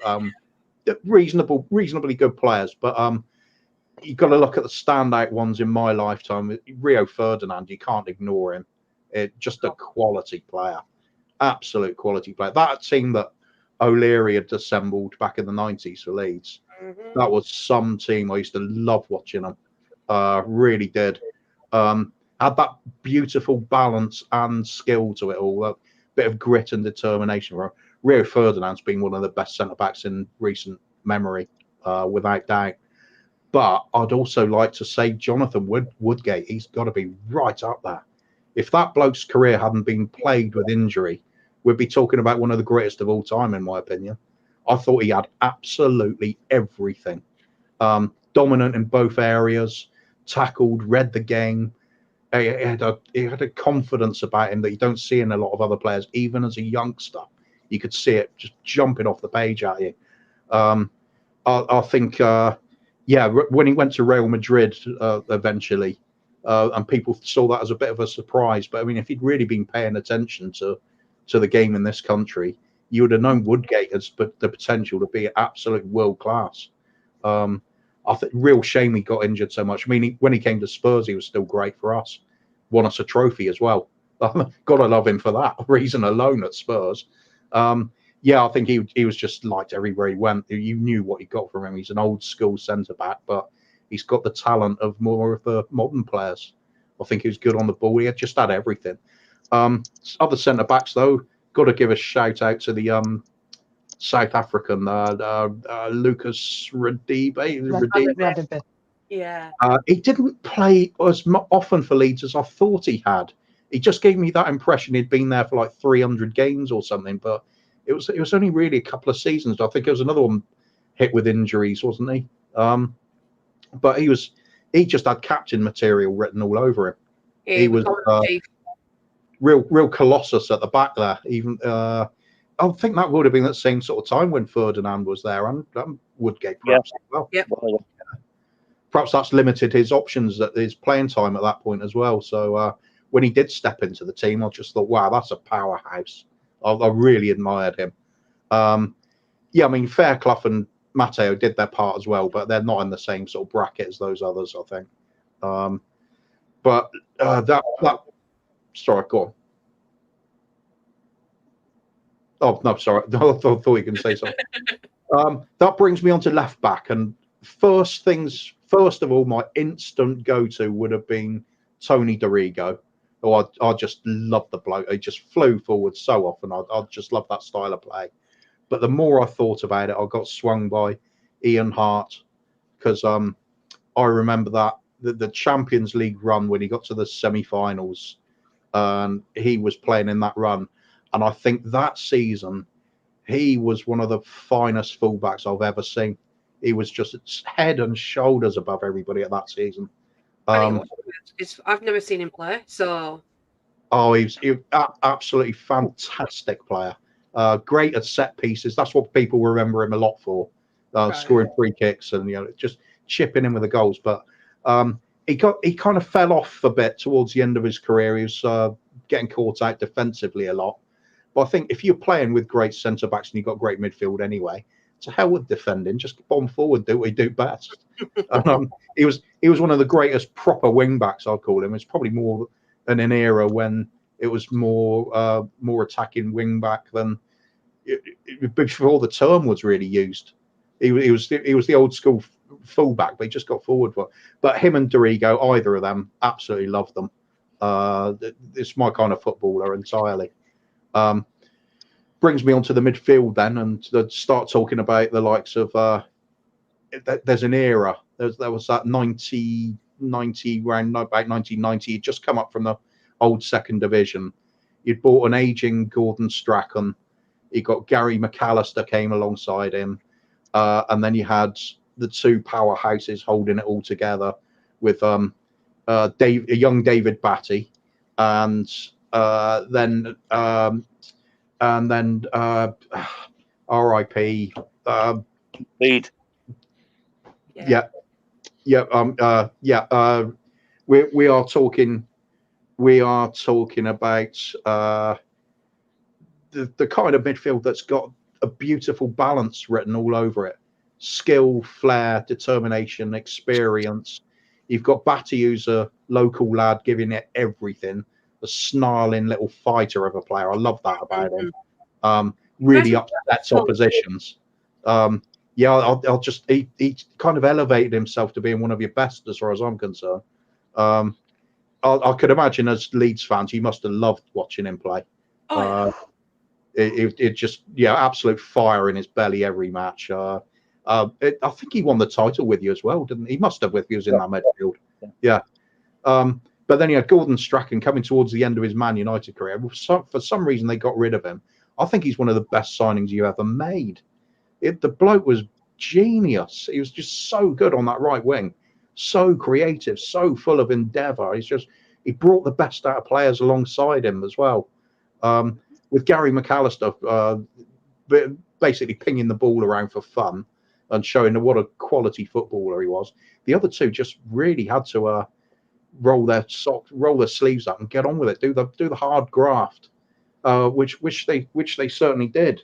So you had a really exciting midfield back then. Funny how you've actually had some really good teams followed by some very bad times straight after it. It's kind of been a history since I remember. Yeah. I'll give a shout out to there's a player called John Sheridan as well that I quite liked back in the 80s, but I think that was more when you were a second division side trying to get promoted. I think he finally did manage to drag you up. He was another one of these players that, he put his heart and soul into the team. Didn't get to watch him very often because obviously he wouldn't have been on TV so much, being old second division player. But whenever I did see bits of him, clips of him, or whether it was FA Cup or whatever, or even talking to other people about him, it was always the same thing. He's just one of these players you want to have in your side, drives you forward. So I had a lot of respect for him at the time. So growing up as a teenager, he's a name that kept popping up. I remember Spurs being interested in back in the days, and that's why I probably did take an interest in what he did. But compared to the others, forget it. You're talking some big names otherwise. Harry Kewell, another great player. He's got to be worth a shout out as well. And that kind of leads you on to the forwards after that. I mean, I should say Gary Speed. Got to mention Gary Speed more. I've only briefly did it, even had the disrespect of forgetting his name, but I shouldn't have. What a player he was. He was just every club he went to, lived and breathed the game. Who wouldn't want him in their side?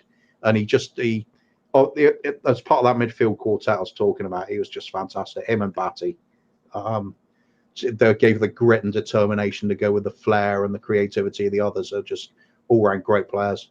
So then that just sort of leaves more modern forwards, because I mentioned Alan Clark and obviously John Charles up front as your all-time greats. I don't think you've had anybody even remotely is going to touch those sort of players. They're legendary for the club. But the ones I saw, Mark Viduka, absolutely loved him. Big, powerful forward. It's so much more talented than he was ever given credit for, in my opinion.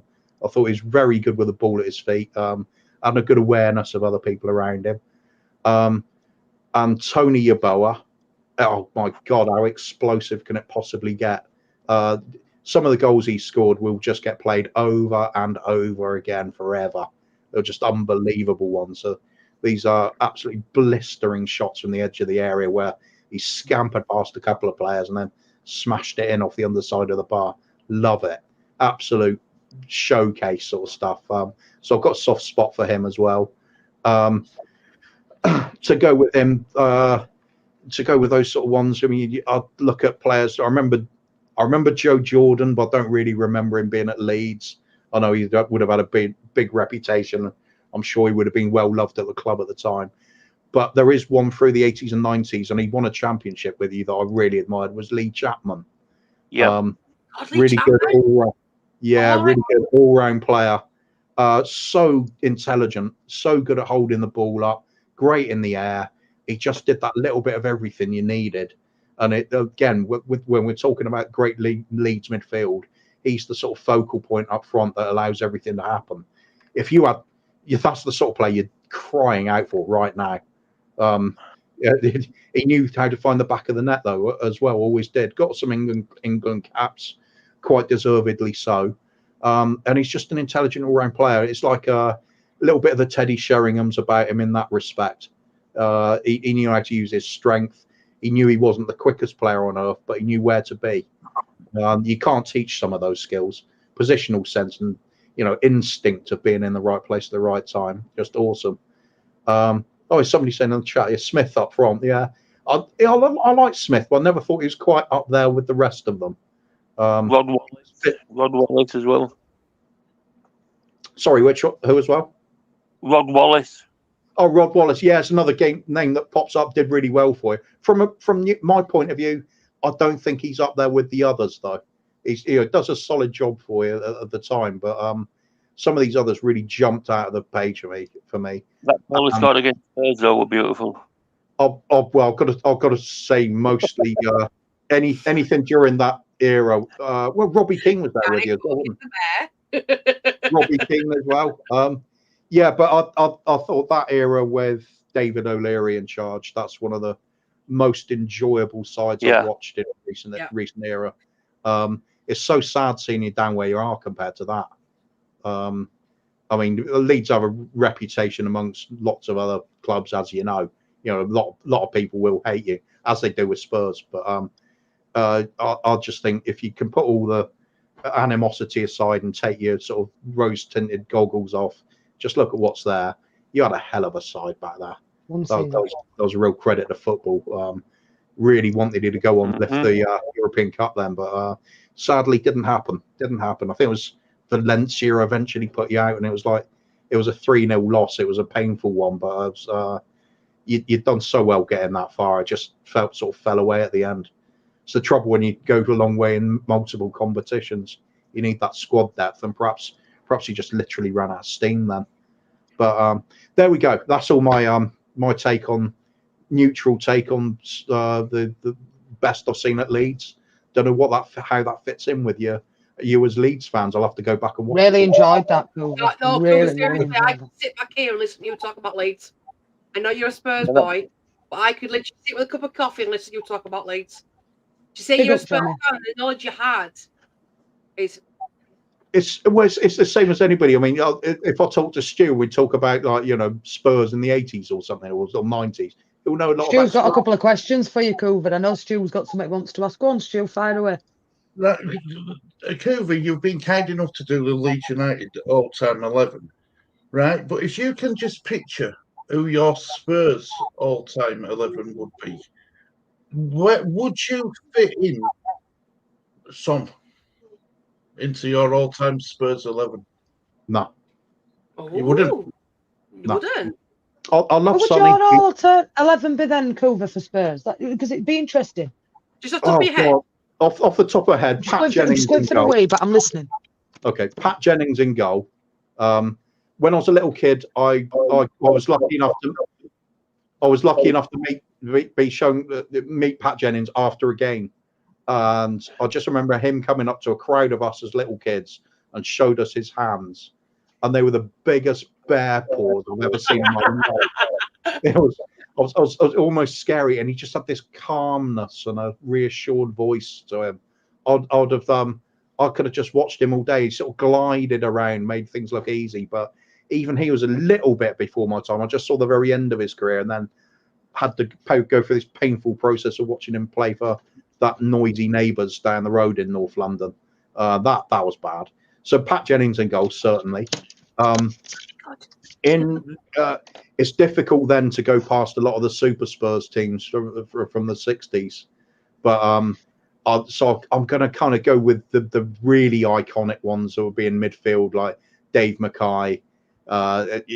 Jimmy Greaves up front would have to get in any team too, and I think you're then looking at players that I haven't really seen much except for little bits of footage, but I know all about the reputation about them. So I don't really want to go too much on that Super Spurs side, because it's part of our history, and I kind of feel like everybody knows what that's all about.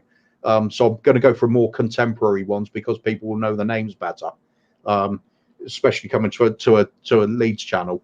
So I will go at all-time greats for me. Steve Perryman as the captain. I'll go Glenn Hoddle in midfield. He was just one of the greatest ball players I've seen. When I say ball players, not like in the American way of saying it. I mean, his ability to pass a football was just legendary. I've never seen one to match him. Closest I've possibly seen is Paul Scholes. Another one of those names you don't want to hear too often again. Yeah, he was right up there. Ozzy Ardiles always gets a mention. Ricky Villa. The whole side from the early 80s. Graham Roberts, one of my all-time favourite players. That's your kind of cross between your Norman Hunter and your David Batty type. That's somebody that doesn't like losing and doesn't mind putting his foot in on people or the ball. But you need that kind of grit sometimes to get over the line. But we've been blessed with so many forwards that are great over the years. Klinsmann, Sheringham, Lineker. Clive Allen had a season where he hit 49 goals, and he doesn't even get into my consideration for greatest ever. Harry Kane. We've had so many. Berbatov was an amazing player too. But I'll look at the ones in recent years. You got to start looking at Gareth Bale as one of the wingers. Everybody knows what he's about. We've had Ginolas. We've had the likes of. I'm trying to think where to sort of structure this from. Let's go say right back. Stephen Carr for me was my favourite right back. I know a lot of people will say Kyle Walker because of his athleticism and everything, but Stephen Carr for me was the attacking wing back. He got forward so much, created so much for our team. Loved it. I'll put him up there as my favourite, if not in my lifetime, probably the best I've seen there. Left back, I'd have to go for Chrissy Houghton, back in the 80s, the cup winning sides. Just another one of these players that instinct for going forward and turning up in the opponent's box on a regular basis, which was an unusual thing for fullbacks back then. They just had an instinct for it. Centre-back pairings in recent years, even though we only had him for sort of season and a half, Richard Gough back in the 80s. A lot of people will know him from his later stints when he came back to went off to Rangers and then back to Everton and featuring in the Premiership. But he was an amazing player. Should have been captain for us for a long time. Ended up having to sell him because of the trouble we got ourselves into financially, which as Leeds fans, you'll know all about that sort of thing. His pairing with Gary Mabbutt was absolutely fantastic back in the 86-87 season, where we nearly won everything but ended up with nothing. I always look back at that team very favourably. But yeah, of course, Adrian's going to be the one to talk to when he talk about Spurs players for over the years. Because he's literally seen the team more than I have there.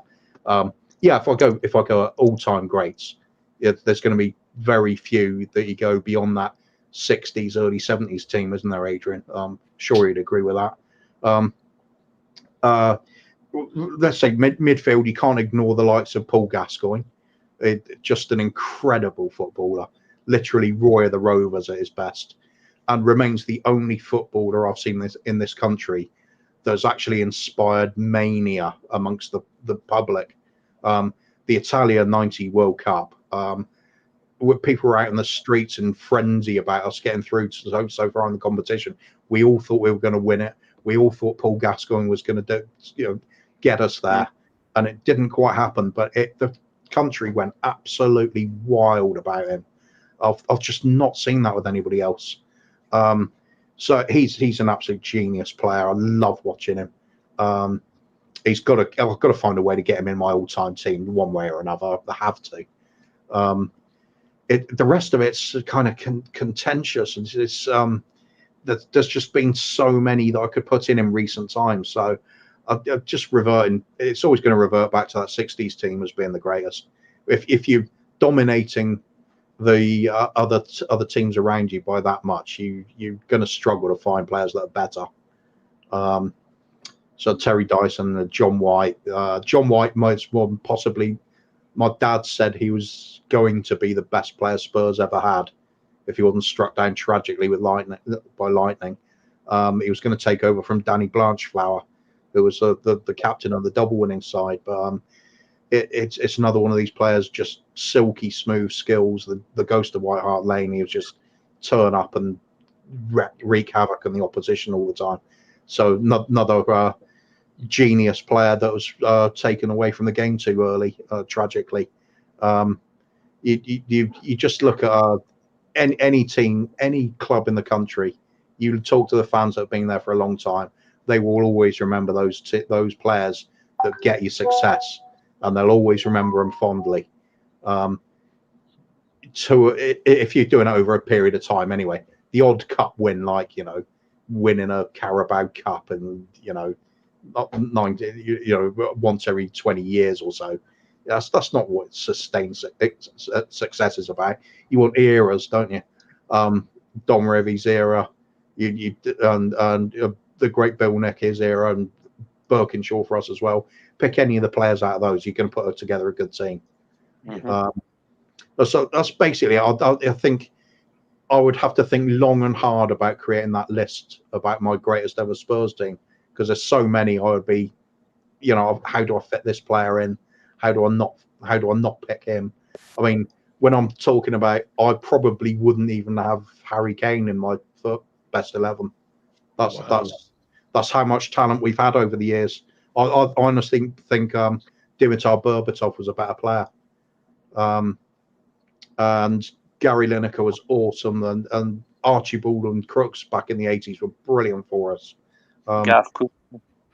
Yeah, I think would Harry Kane have gone back into those eras and done as well? Yeah, he might have, but I just couldn't see it with a lot of them. It's just circumstances. Quite often the players don't stay at a club long enough for you to really get the full benefit from them. But we see Luka Modric. Remember him as a Spurs player, but it's only after he left that he really started dominating the European football, isn't it? Because it's Madrid. It's what happens.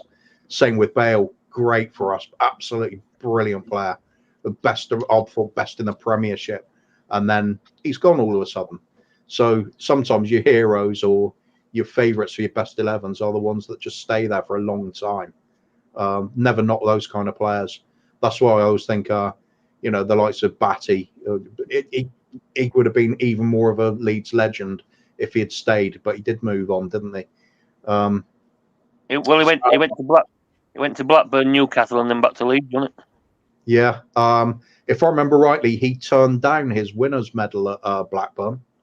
He felt he hadn't contributed enough. Showed a lot of character to me, that. Showed a lot of character, isn't it, really? Yeah.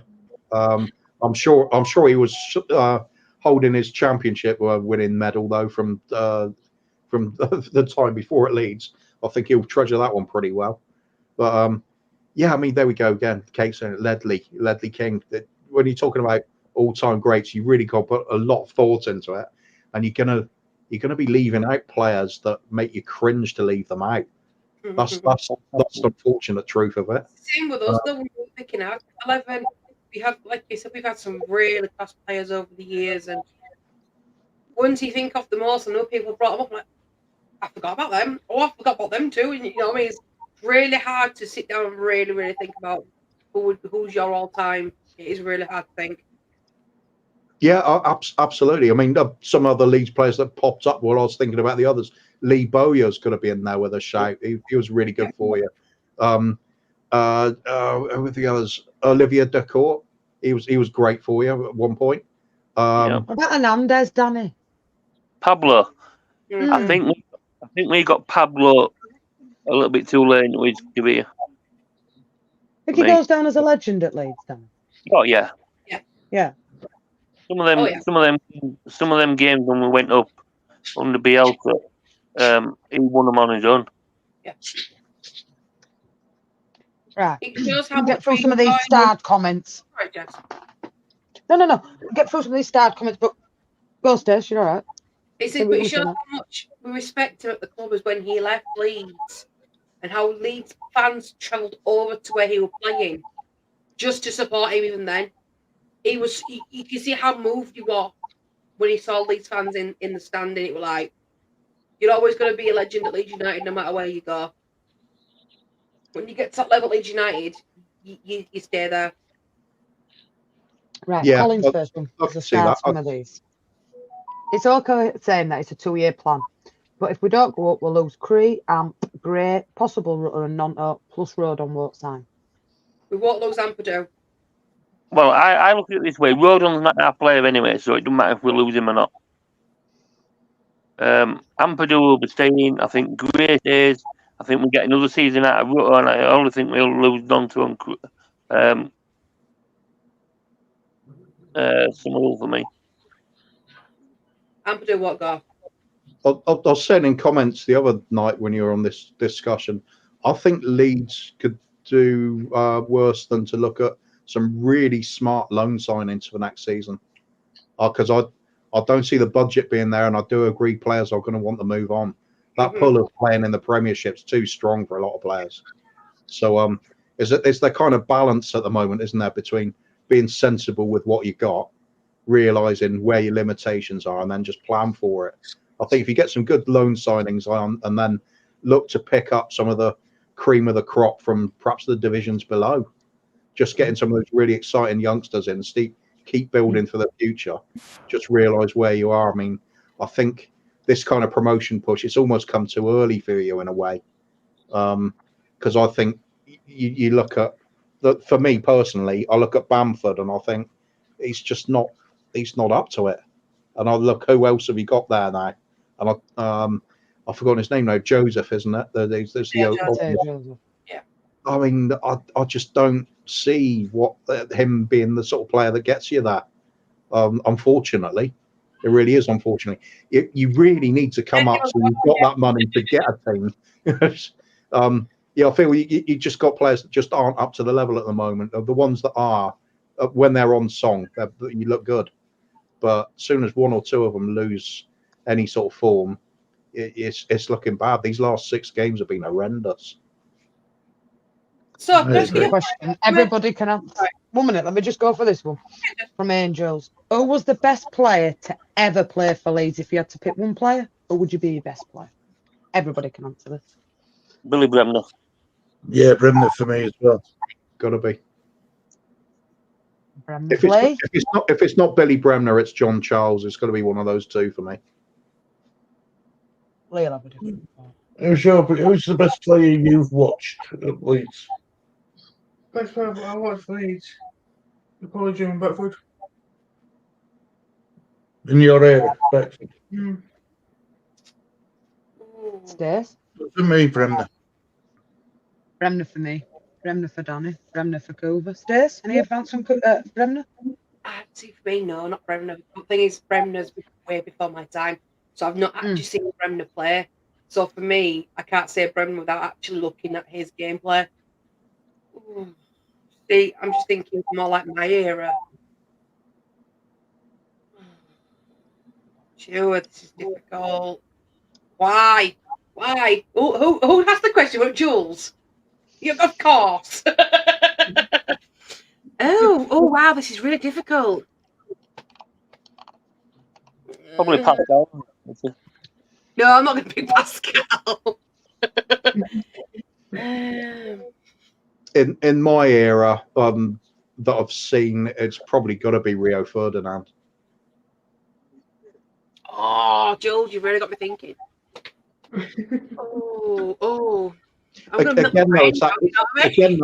Again, though, I feel it's like that toss-up between a player that's got absolutely mountains of quality like Ferdinand, but do you weigh that up against somebody who's been there for a very long time, like a Gary Kelly or a McAllister? Or yeah, this is the thing.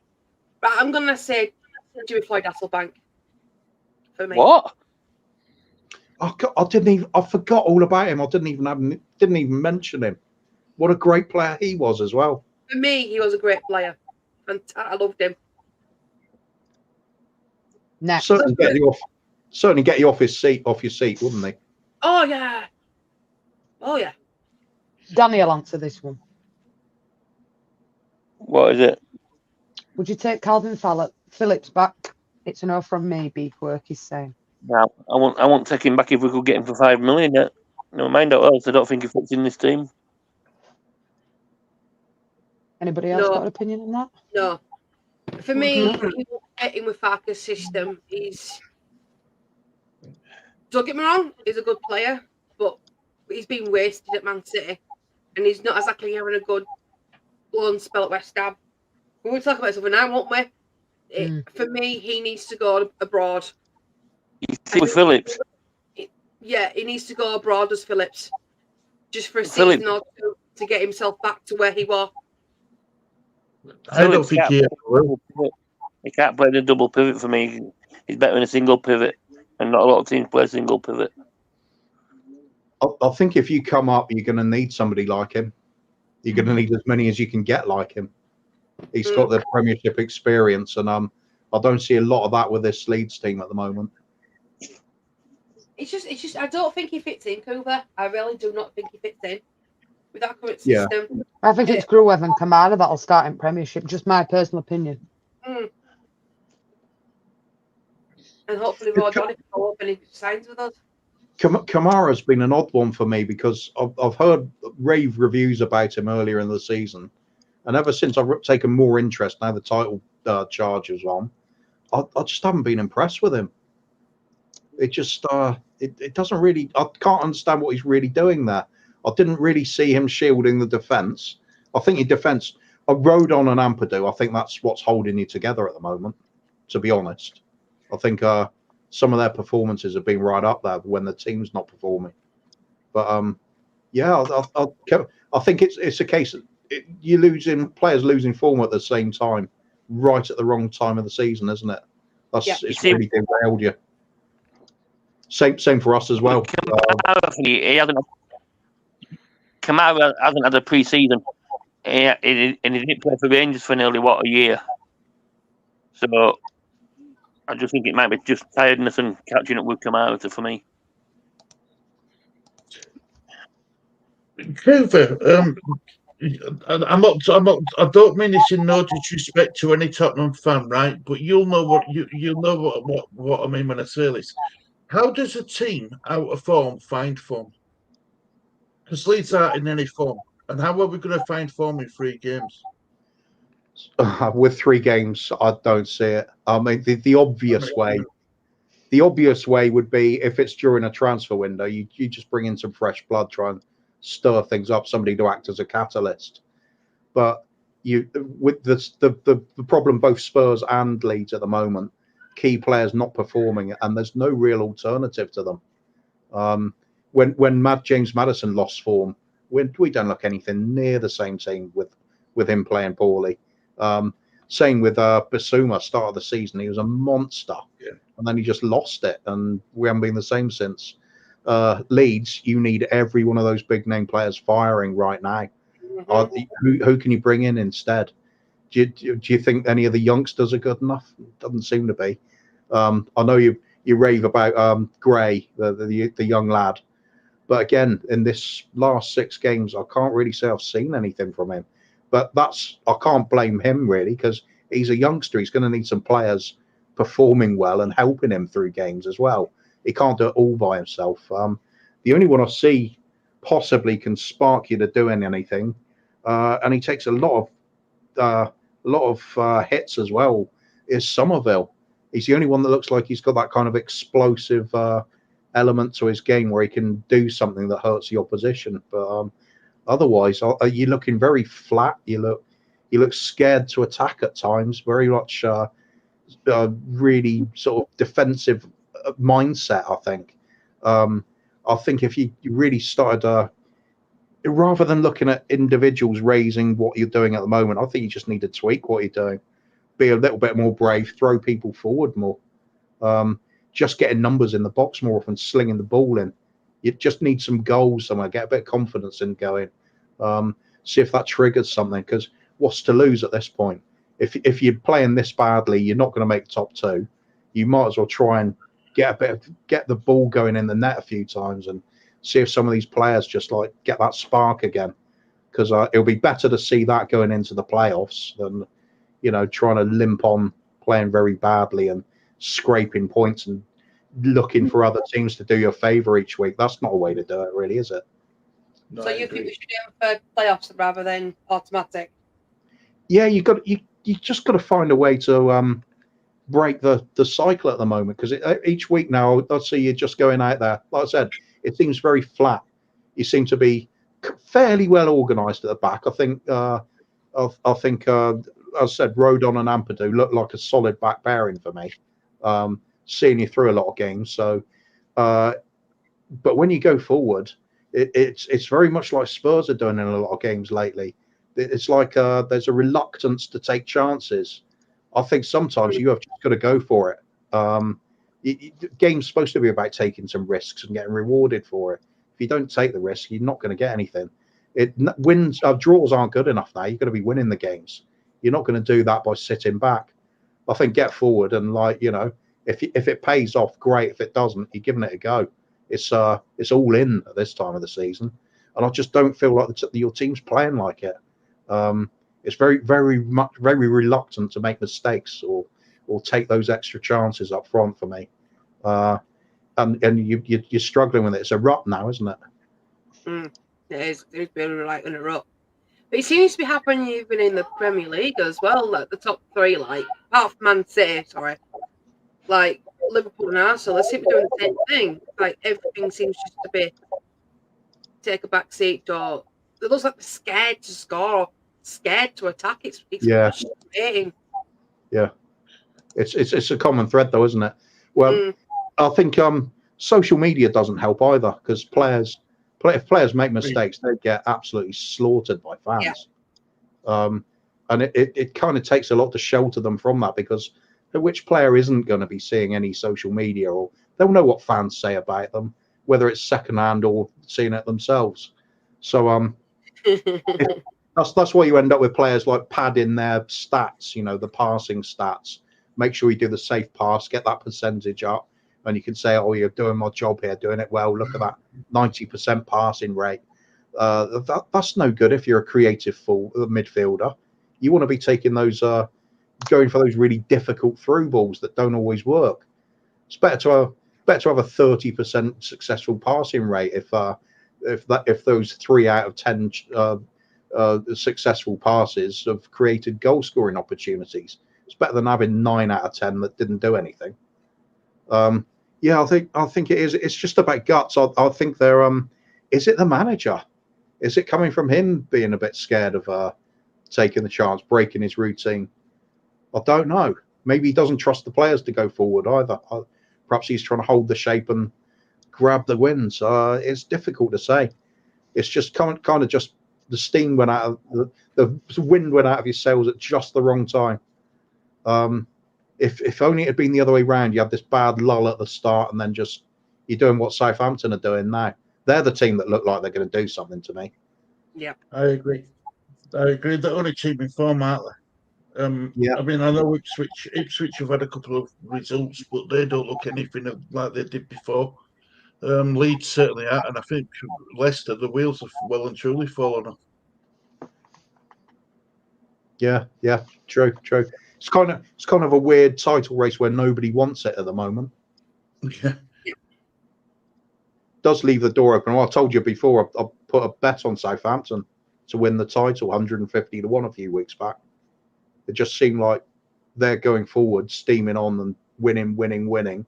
Everybody else is throwing games away. Could still see it happening. It's a close race, isn't it? Yep. Very rarely see it this many teams involved. I agree. Where do you think Spurs are going to finish then, Cver? 4th or 5th? 5th. I think we've got a nice big cushion on the teams below. We've got about 10 points on them now. So The likes of United and that are not gonna string 4 wins together. So I don't think we're good enough to catch Villa right now. And same as Leeds. I just don't see that sort of that confidence in attacking anymore. It's gone very flat. And because we don't attack very well, all we do is we wait until we lose the ball and then get countered and get whacked for it. We've got the resources to get in players where this should never happen. We're not having to count pennies so much as like you would have to be in the championship. You've got to be careful with what you're doing, because you can't overspend in case you don't go up and cause even more problems. But we're in a position where we've got loads of money to spend, and we've ended up with what I'd regard as one creative midfielder in Maddison. Shouldn't be like that. We should have 4 or 5 like that. And so if somebody goes off form, you can throw the other one in. It's become slim pickings, both squads. If players aren't performing to their full potential, there's nobody on the bench to change it.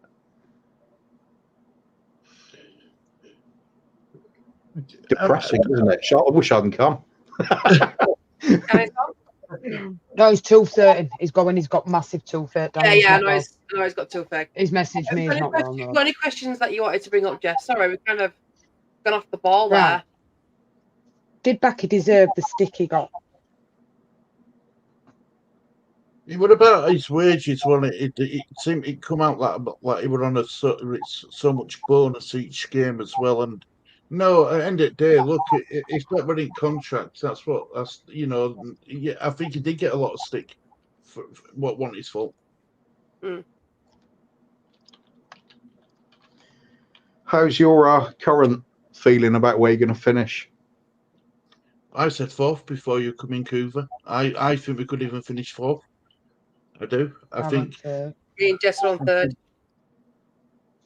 It's going to take, for me, it's going to take a massive.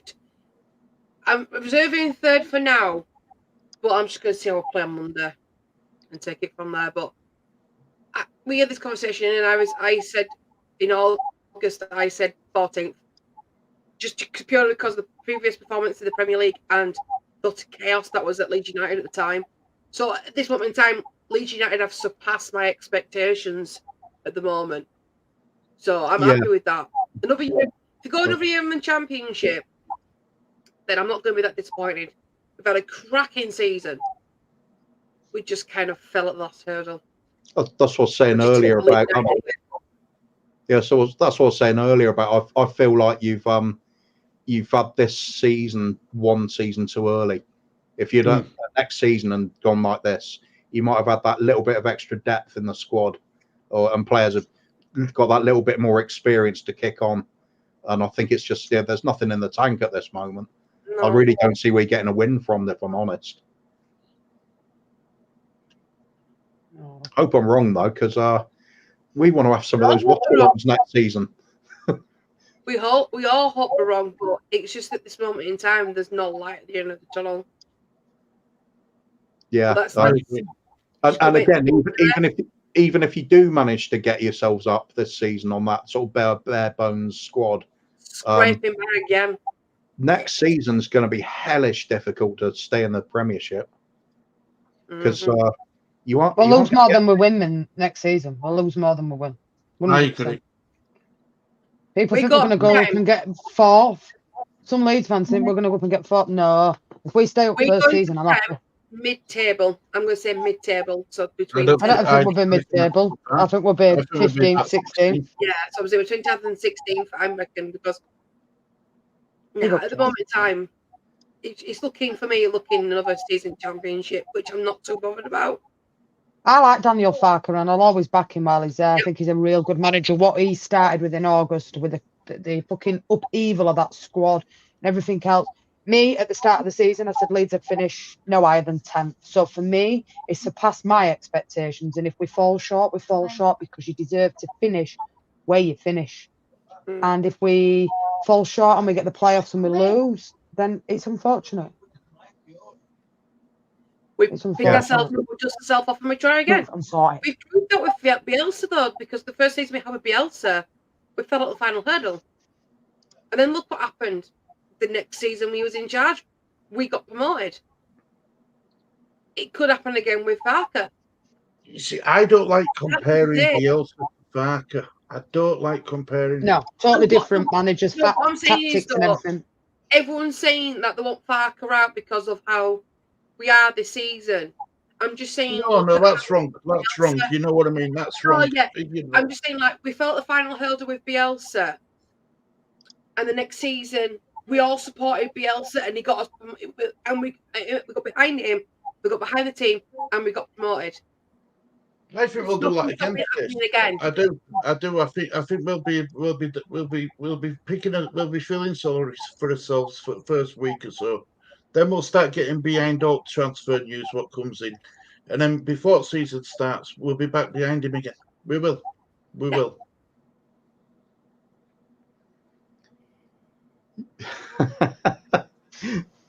Bobby always having a go.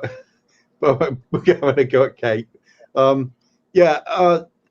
It's kind of frustrating. Well, not kind of, but it is frustrating as fans, isn't it? When you can't be sure of what the long-term and short-term plans for the club are.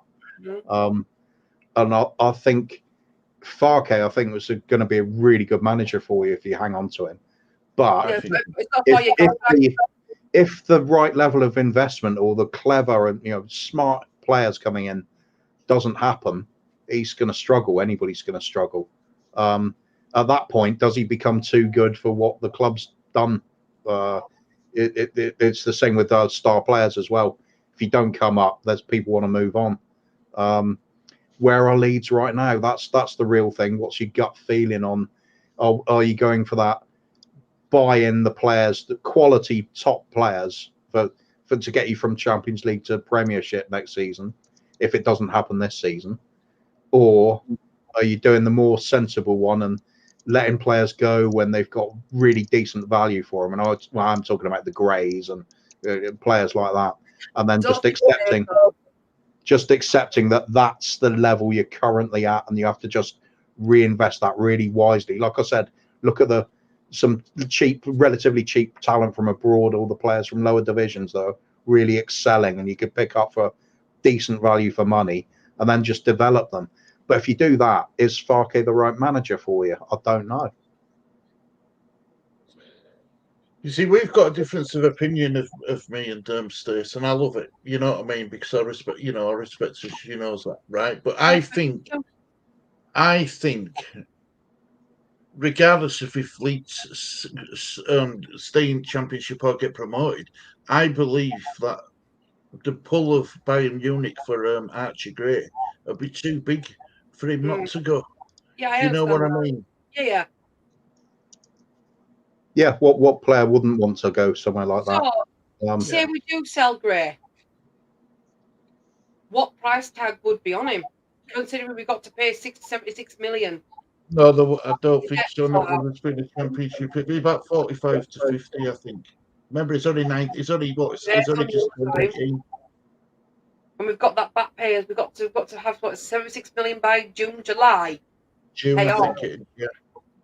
So we've got to work out, because I don't think they'll allow 49ers to just pay out of the pocket. No. They've got to balance the book. What do you mean, Scooby? Don't say that, please.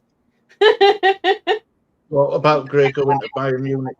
I don't want to say it's Scoobs. I don't, mate. But we have to be realistic. If a decent offer comes in for Archie Gray from a high-end international club, no one's going to blame him for wanting to go. I don't think Archie Gray would get a choice in it myself. I think because of the financial situation, if Leeds don't go up, if I were him and I were looking at it from a progression point of view, I'd probably got a Dortmund. That's just my personal opinion. They've got a real good knack of bringing that place through. Yeah, we want no Dortmund. It is. There are certain clubs in the world where you just don't say no. That's the point. Yeah.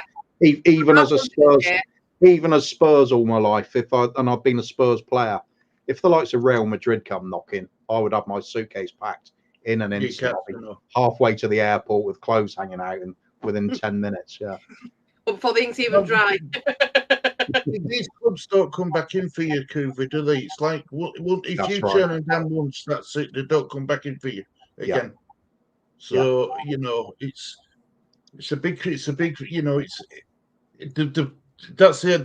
problem, a disadvantage when your players are playing so well. They're going to attract attention from elsewhere. It's the bitter pill to swallow, isn't it? You've got to have a realistic appraisal of where your club is in relation to others, and sometimes you just got to realise those players are going to have to move on. We hate selling the likes of Gareth Bale and stuff, but it had to happen. Yeah. There was no point keeping on to hold him at that point.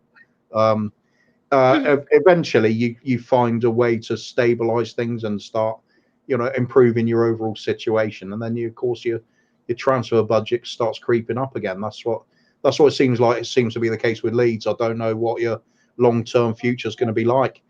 I'll just remember watching what happened when it all went tits up and you sunk down the division. It's scary times as a fan if you think you're going to go under. It's a long way back as well. Running your club sensibly now has got to be the number one priority. Yeah. Previous owners have messed us over. Yeah. Big time. Now 49ers have got to pick up that slack. So and they've got to also think about they've got to run the football club, and the fans hate me saying this. But to owners, it's a business. To us fans, it's a entertainment, sporting entertainment value. I mean, there are a few owners out there that can do both, can offer both. Clearly, some do manage that very successfully. You just have to hope that you end up with one of those. I mean, for us at the moment, I'm staunch Levy out, or have been for a long time at Spurs.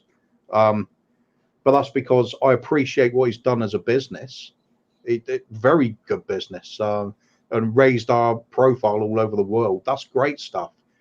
But then when you realise he's only interested in getting up to that level where he can benefit from it financially for the whole of the ENIC group, the football suddenly takes a back burner, and it's not the priority that it should be. And I hope you don't end up with one of those sort of investors, because it's frustrating. It's like my analogy was like the Spurs has become a bonsai tree. It's kept in this beautiful little pot, pruned immaculately, looks great, smells great. It's in a lovely garden and everything. Everything's there in place except for it cannot grow. You need to pull it out of that pot and put it into the soil and let it grow with the big boys, because we can't go any further with this ownership as it stands.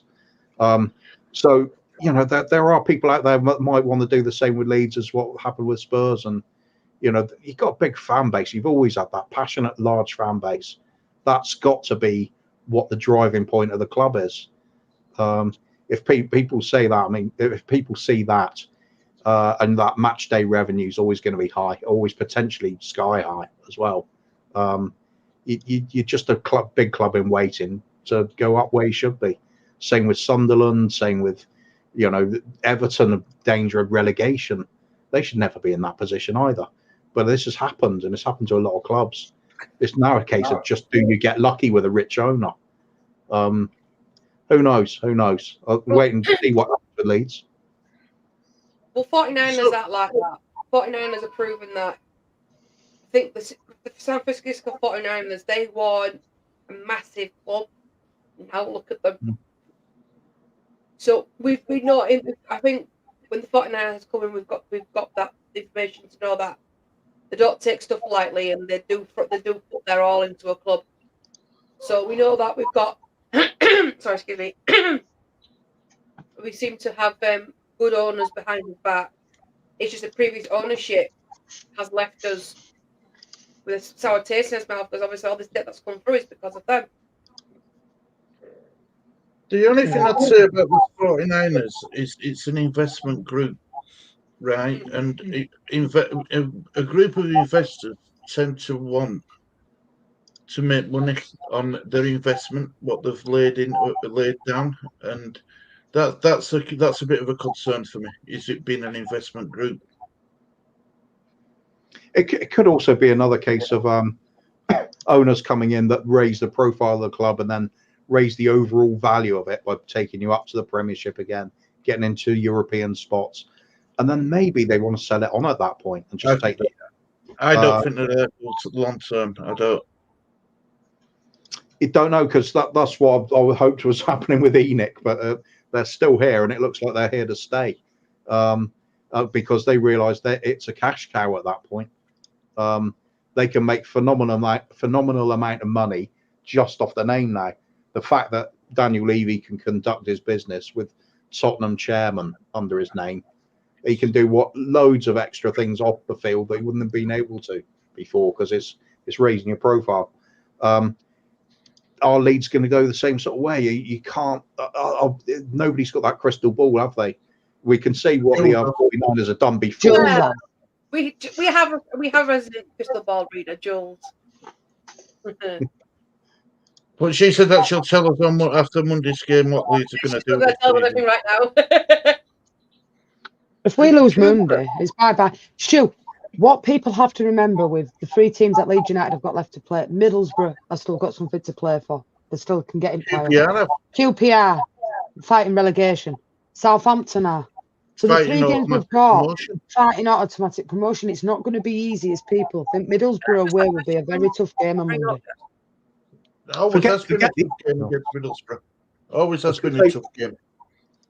I was going to say, forget the opposition. The 49ers for Colin Kaepernick. What he did was off his own back. One player doesn't mean they're all the same. What Kaepernick did was off his own back. That's nothing to do with the 49ers.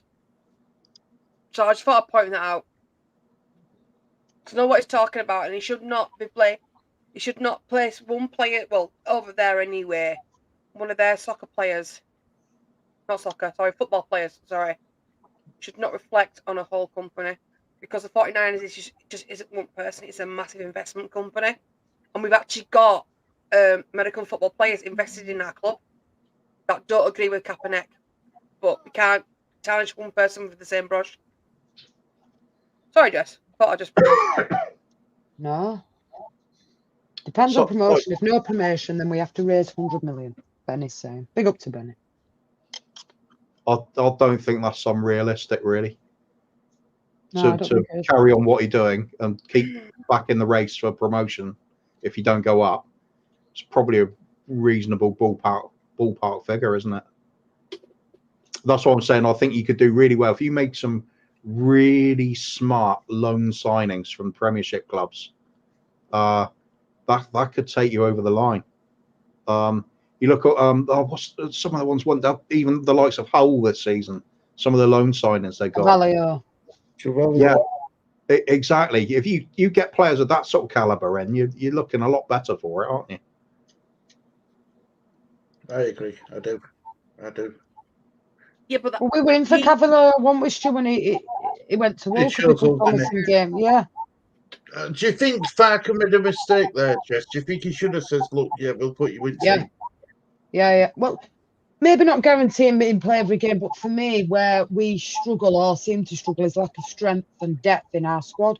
He's got that same 11, that he more or less picks if everybody's fit. And then you do look at bench and you think, where's that game changer coming from? Where's somebody that can come on and have a bit of life for 20, 25 minutes? That does worry me, Stu. Yeah, because we all know that you start Perot, bringing Bamford off a bench, he's not really an impact sub. Well, it showed at start season, didn't it, Stu? When Bamford were on bench and the roles would reverse. And if you start Bamford, he's not in any sort of form. So it's a bit stuck, is Farker at the moment. He really is. I mean, the only thing he hasn't tried is Joseph from start. Can you see him doing that before end of season, though, Stuart? I really can't. He talks about it in his press conference. He says the temptation is to change things, but he's frightened that if he's got to have that right balance of changing it too much. I mean, what Benny's saying here, this is a valid point. Promotion could break us, if you think about it. This team would not survive in the Premiership. So we would have to spend 150 million plus the current debt of 190 million. Got a point there. Yep. Very good point.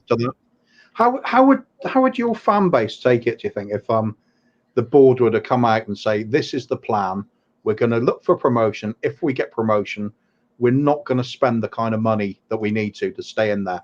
And we're going to accept that we probably get relegated next season. And then look to come back again a bit stronger. Yeah, but that might be the sensible way of looking at it at the moment. Yeah, it's realisation it could happen.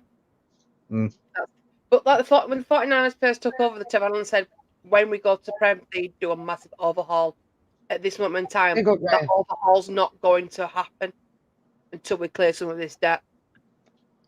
And like you keep referring back to, Stacy, it was a 2-year plan to get back to the Premier League. Exactly. This is only 1 year. This is my point, yeah. This is after 1 year. Imagine what could happen next season. Say we don't get promoted. Say we fought the final hurdle, like in typical Leeds fashion. Next season we could come back twice as strong, smash them, and then probably at that point we probably got rid of some of this debt. So getting promotion next season, we probably have less debt, so which means we could afford to buy the players that we will need to have a Premier League strength side. To pay that debt off, you're going to have to sell your better players. You've got to hope that you find a replacement for, I don't know, just say Gray, Somerville, Rutter, and Ampadu. Just say them 4 players. Yeah. You've got to find a player which is worth half their value now, because you're going to use the other half of money to pay off the debt. Yeah. And are you going to find players like Somerville and Gray and Nonso and stuff half price at their quality they've got now? We're not. We are not. And like Cooper, So I then, like what Cooper said though, but like going down to the lower leagues and see if we can get players from the lower leagues and bring them up. Because There's like no quality down there. there's no guarantee as well that once you clear the debt off that things will change dramatically. I mean, at Spurs, I mean, we had this whole thing for so many years, like get the new stadium in. It's the game changer. It hasn't changed anything. We're still doing the same sort of transfer dealings. You can't rely on that sort of golden egg turning up. It's got to be a longer term plan. I think that's why, you know, like Stacy bringing it up again. I think looking at those really talented youngsters and realizing that's going to have to form a bulk of your squad.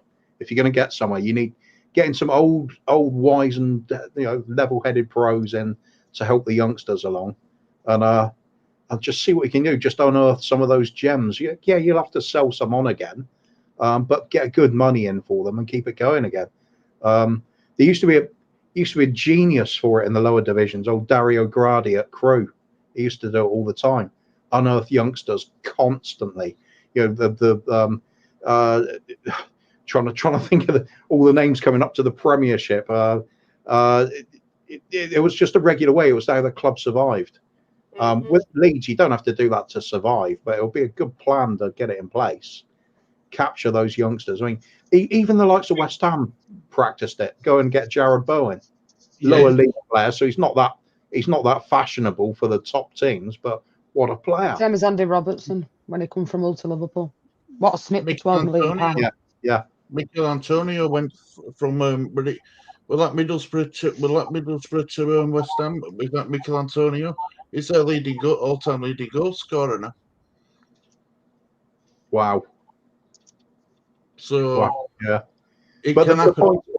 The point is, those players are out there if you do things smart. You shouldn't be in a Nottingham Forest, Stew and Chef Wednesday. Forest. I knew it was a red kit.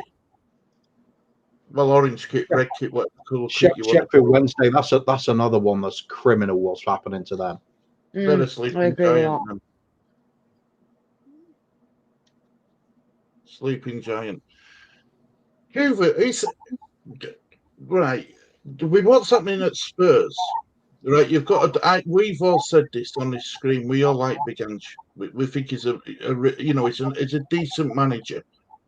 But if you're saying that Levy and Enoch and Levy aren't going to go anywhere, is there any point in having a really good manager in like Big Ange if he's not going to be backed? Because I watched Stell's show today, and apparently you've made a signing, and it's something like £17 million, and it's from a club what I've never even heard of. What, today? According to Stell, yeah. Oh, I haven't even heard that news. I've been busy with other things. I've been busy all day talking my brand of bullshit on other channels. I'll get back to you on that one. Well, I'll have to look into that. Yeah, I've had this discussion a few times this week. I have serious doubts about what's happening with Big Ange. Like you, I love him. I think for me, he's like our version of Bielsa was for you. Bring that incredibly exciting brand of football. But whereas Bielsa's basically going up, all due respect, at a lower level at the time, because Leeds just come up with that, and you've got all these youngsters key to buy into what he wants to do. Perfect little setup for him at the time. With us and Ange, I think I see Ange now talking about he wants to win your challenge for the Premiership title next season. Now, with the squad we've got, and I've said on several streams, I think we're 11 or 12 players away from building a squad that's capable of maintaining the style of football he wants at a high level. I think we're a long way off that build, and I think the only way you're going to get those players in to challenge for next season is to buy ready-made players, and we're not going to be getting 12 people in. No chance at all. Over the course of 3 years, maybe, but then you're looking at having to replace the likes of Son as well. So you've got to start replacing some of the ones that are already here. Now, what I thought was going to be the plan at the start of the season was buying in these younger players, which is what the club says they want to do, buying in players like under the age of 25 and develop them into Champions League players. I think that's a good plan. In fact, it's kind of what I'm suggesting that Leeds is doing, but obviously at the higher end of the Premiership rather than down in the Championship. It's getting in those youngsters and bringing them along at the club, raise their value. You're going to have to sell a few on to make serious money on it, and then reinvest it in more young quality and keep going and just raise your club up slowly. I thought that was going to be the plan with Spurs. So I thought, well, we got a longer term plan here, manager that's got a way of playing football that's going to be exciting to watch, but it's going to take some time. We're developing our academy in the meantime, where we've made some big changes to how we do things. And for the first time in my lifetime, I'll see the academy playing the same way as the first team played. But it's going to take time, and I think we now got the impasse where it's a manager that wants to do things in the short term and next season for it all to happen, and the board are looking at a longer term and not making those big name investments that are needed. I don't think the two go together anymore. I think Spurs are going to be in trouble with that. I think Ange has got limited time. Unless everything clicks into place beautifully next season and he can wing it with a threadbare squad yet again, where we're still missing 5 or 6 players that need to be able to come in and they aren't there. If we can get away with it injury-wise and everybody finds form, we could have a great season next season. But it's not realistic. It's grasping at straws. Anyway, that's how I see it. There's so many similarities between what's happening at Spurs and what Leeds needs to do as well, as far as I'm concerned. And that's looking at a longer term build. You're not going to get an overnight success here. Like I said, even if you come up this season, next season would be tough as hell. You're kind of not ready for it at the moment. So I've got a question for Stu, just in the chat. Just going off what Cver was saying about bringing in the younger players. Say we lose quite a chunk of the team, Gray, Tree, all that. Would you be comfortable with bringing someone in from, like, I know a few new players from the academy have just been given professional contracts. Would you be happy with bringing in, instead of going out and buying players in, would you happy just bringing people from, like, the under 18s, under 21s into the main squad? Or would you rather us go out and buy some players and bring some from up? We've got the talent in the younger team. Like maybe have a mix of both. Farker don't fancy him most days. He's had Geltard on bench all this time. You know, he ain't even give Geltard a chance. Cresswell, he won't even play. And Cresswell's a recognised centre back. I think Cresswell will go, you know. I think Geltard will go. You know, I just don't know if Farker. It's like what Cver says. I don't know if Farker's good at bringing through players. I don't know if he's good for doing it. I don't know if he is. Because even at Norwich, he had that settled team, and he were renowned. He was being renowned for not changing. He's got a set 11, and then maybe 2 or 3 he likes to bring off at bench, and that's it. He don't look anywhere else. He don't look past it. I agree. It's always the same substitutions. It's never anything different. I think all we can do now really is just wait and see what happens. Be an interesting transfer. A few transfer windows. This one window for you. This for you, Jesse. For freaking way. It's going to be scrappy. I reckon we stay down. We're in for a rough few months, I reckon. So this is why I'm watching Leeds rather than Spurs at the moment, because I know where Spurs are now for the rest of this season. We're not winning anything, and we're not going to really change anything until the transfer window. Whereas you you've got that title race is still on, even as poorly as you're playing. There's still excitement there. It's nail biting stuff. Fortunately, your bad run of form coincides with Ipswich and Leicester throwing games away as well. So still in it somehow. But you just need that little spark, don't you? That spark out of nowhere. It's literally going to be last day. This is how I feel this championship's going. It's going to be down to the last matches for everybody. 4th of May is going to be nail biting for us against Southampton. I think, unfortunately, I can see you being out of the running by that point. I'll just, well, mind you, then, like I said, though, they're not all winning either, are they? So, yeah, last day nail biter, that could be something. Yeah, that's what I think. That's what I think is going to happen. It's going to be last day. Oh dear God! Anybody but Southampton at that point. I think it goes down to that last game at season. Really good. It would be better if he'd been playing Ipswich or Leicester on the last day rather than Southampton, I think. Yeah, see, Leicester have very good games. Really, what they've lost, won, lost, draw. See, West Brom will be a hard game for both of them. West Brom will play. I'm hoping West Brom do a good job for me. We'll soon find out after. I think that's the difference between the top 4 at the top at the moment. I look at Ipswich that are sort of almost fluking their way through games at that time. Leicester are, when they're good, they're very good, but when they're bad, they're, easily taken apart. Leeds offering absolutely nothing, look like the flattest of a lot of them. And meanwhile, you've got Southampton going, and even in that, what was that game where they won 96th minute winner the other day, wasn't it? Forgotten who that was against now. Middlesbrough? Might be Middlesbrough. Yeah, it was.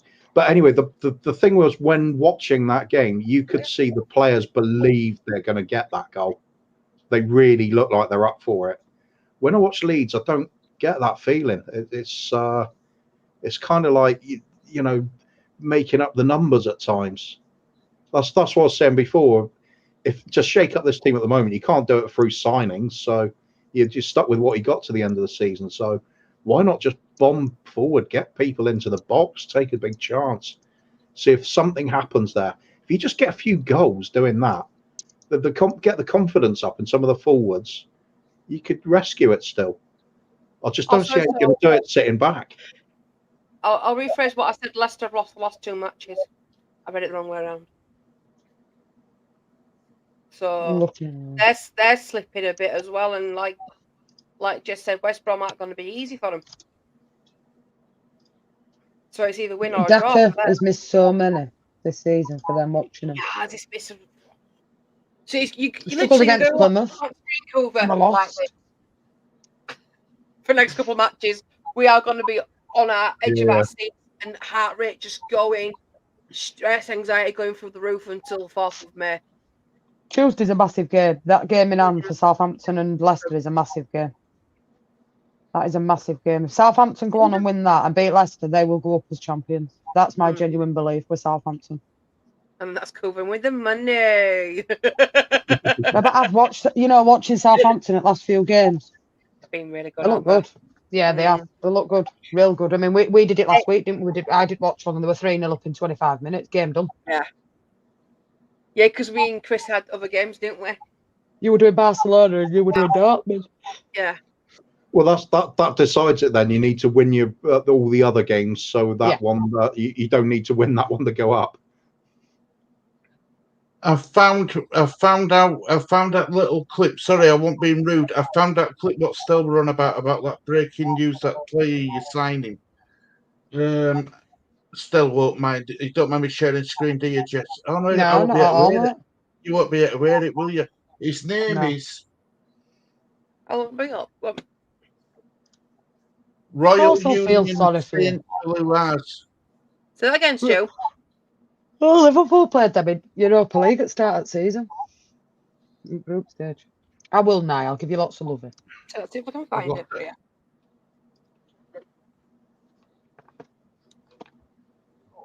I think we've all just got to have long fingernails for Monday. Do they say what a free signing, I'll Stu? find it. Did she say what a free signing? No, it's apparently it's cheap though.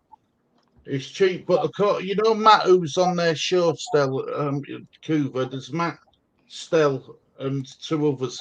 Well, Matt says that this guy's rapid, is quick, it's really, really quick, and I think it's about £17 million it's cost you from that team who you said Liverpool played, Jess. Yeah, they Royal. played him in Royal Union St. Gallen. Yeah. That's it, Royal Union St. Gallen. That's Yeah, it. Liverpool played him in Europa League at the start of this season.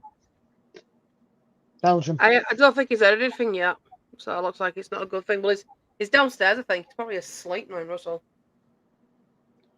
Well, pace is always a good weapon to have as a footballer, but unless you're Timo Werner, of course. Well, Matt's pretty excited about it. So, like Matt seems to know what he's talking about on that Friday show they do. But Matt's pretty excited about it. So it looks like he might be a decent player for you after all, Cver. Yeah, we're making some definitely some interesting signings for the future for sure. It's 55 minutes, around 55 minutes into show. What if you want to watch it back afterwards? But it's about 55 minutes into show. The YouTube channel. Tottenham away.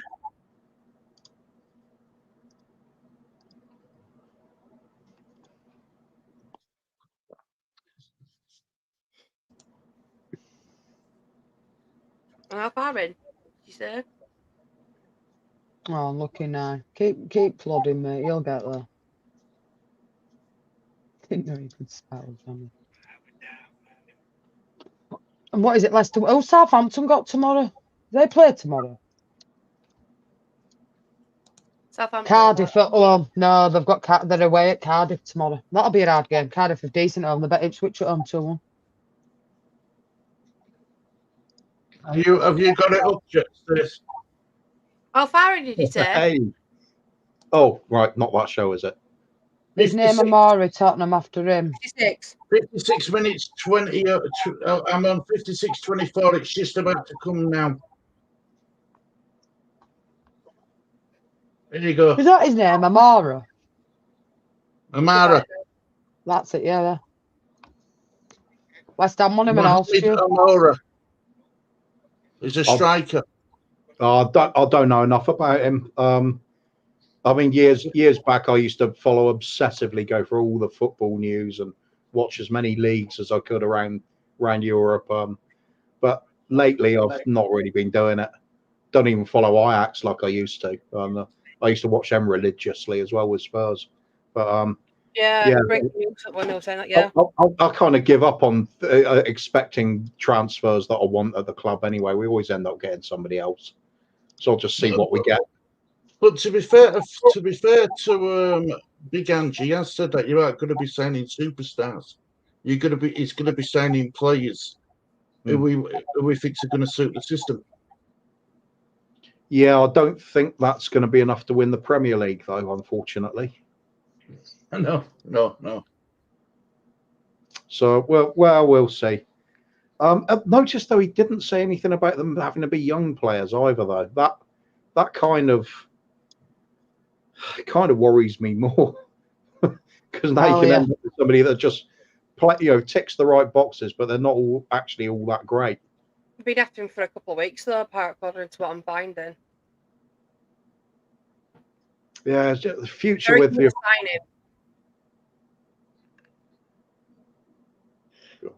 Yeah, the future with your club is just it's nerve-wracking at times.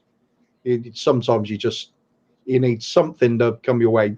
Every fan needs to be thrown a bone every now and then, so just keep the faith in the team going. And when you're not getting it and you don't see where that bone's coming from, it's hard going, isn't it? Right now, the way Leeds are playing, and you look at when you're doing the watch-alongs and everybody's face at the end of it, there's kind of that resigned, here we go again. Shouldn't be like that, should it? Should be going into the last bit really excited. God, I hope so. You need a win more than ever. Yeah, James, some of them will go. Guaranteed. Yeah, if Leeds don't got this mean, they'll be at Tottenham, mate. Or all Tottenham are interested in him. Certainly won't be at Leeds next season. He's another one I'm not sure about because he's really hit and miss, isn't he? When he's on form, he looks like he's going to destroy a team, and when he's not, he looks terrible. Yeah, well, I'll be honest with you, he hasn't really been pulling up any trees in the last 5 or 6 games. I agree. No. So according to what I found, sorry, Cver. I was going to say, yeah, but to me, he looks like the player most likely to sort of do something. I just don't see anybody else having that spot. Dan James, he's like a decent player, but he doesn't really, he's not somebody with the ball at his feet. You instantly think, oh my God, we're going to get a goal here. It's like more like he'll do something useful with it. He's got talent without doubt, but he's never really captures the imagination for me. I think Somerville can at times. I even think Archie Gray's off as well, if I'm honest, at the moment as well. Night, Carol. Night, Carol, love, and I love Archie Gray, but I think even Archie Gray's having a bit of a poor patch. As I said, since watching you since being introduced to this channel, basically, I've been watching Leeds more closely, and I've just not seen anything from him. Mind you, to be fair, I think it's fair to say he's not really a midfielder, is he? And he has had to play in that position at times. His preferred position, believe it or not, is a midfielder. He's been put out at Really? right back. Yeah. I thought it was the other way round. I didn't know that. No. Oh yeah. That's even more worrying then. Yeah, he's lost form then. Simple as that. Okay. Well, he's a youngster anyway. You can't expect them to be at it. No, I don't think. I think it'd be unfair to really put all his put all his chips on him. Definitely. I agree. Can I say something now about? I don't want to interrupt anybody. Go. So this Spurs signing that we've been talking about, he's got a €20 million price tag on him. So but what's that, about 18, 19 million or something? Yeah, something like that. So apparently it's netted 17 times in just 23 games for Royal Union Saint. I am going to pronounce the Royal Union Saint Gallen. Thanking you. Apparently Spurs have submitted a concrete bid to secure his services, signalling their intent to strengthen their attacking options ahead of the upcoming transfer window. It's a minimum fee of €20 million for the sale. So stat-wise, it's looking good, but do you think? I don't think he's going to. When did you see that? Look, I didn't know who Mickey van der Ven was. I didn't know who Vicario was. I didn't know who, and they've turned into be really good players for Tottenham. So sometimes it's the players you don't know who can actually do something for you. I agree. So with Levy, what is he like for dipping his hands in pocket to buy decent players in? Is he a tight ass when it comes to buying? Tight ass. He said the club is always going to have to. If this is a genuine piece of information, and say they want €20 million for him, would you pay it, or would it go too much? I just have no idea about this player. I just literally haven't watched him. That's just what I know. Levy, you probably try to get him for about 10. He's had 17 goals in 23 games. If it's true to form, if it's true to form, the club will want 20 million. We'll offer 9 million, and then Brentford will come in and take him for about 17. Yeah, well, it's 23, and it's an undisclosed fee. So 23, so he should be well and truly into his career then. It says he scored 17 times in 23 games. It's a good return. And it's cheap, Cver.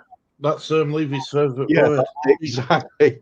Well, we have splashed out some big money on players, but they've been crap. They've been some of our worst signings. We don't seem to do very well with the marquee signings. So even though it's got a hefty price tag, it doesn't necessarily mean they're going to be a good addition to Spurs. No idea. Like they'll get him for a fiver, James has just put.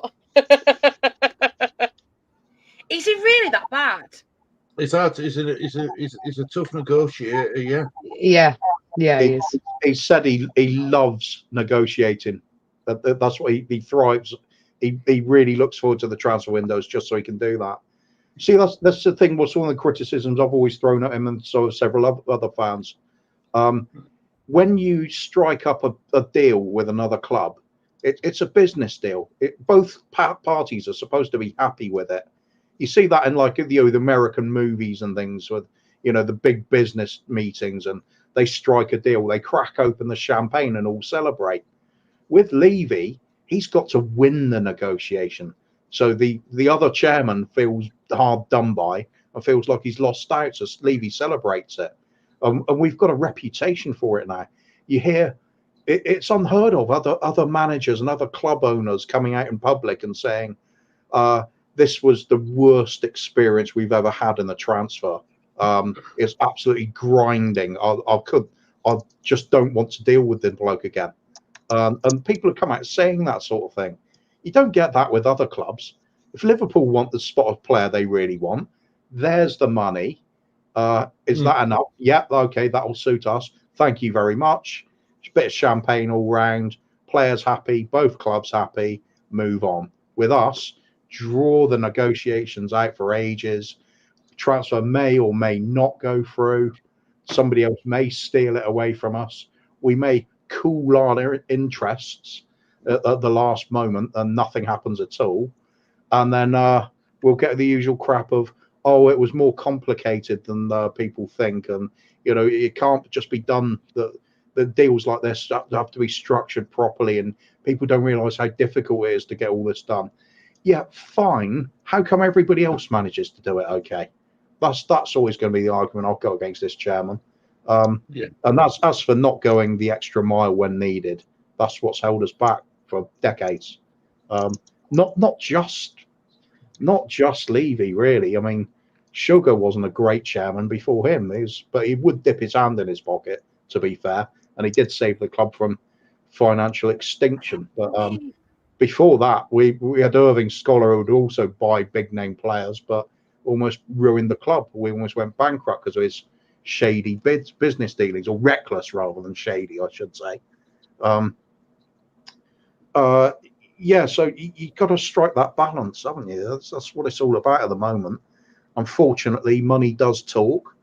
You've got to have a strict financial rein on things, which I agree with ultimately, but it's no good going out and spending 50, 60 million on the likes of Ndombele, who nobody really wants and we're never going to get our money back for, and then claiming, oh, you've backed a manager, or it's good business. Look at, we're buying these players in. It shows how good we're doing financially. That's kind of wrecks how well we're doing financially, doesn't it? But yeah, I don't know. Way forward, I don't know where we're going at the moment. It's kind of crossroads for me.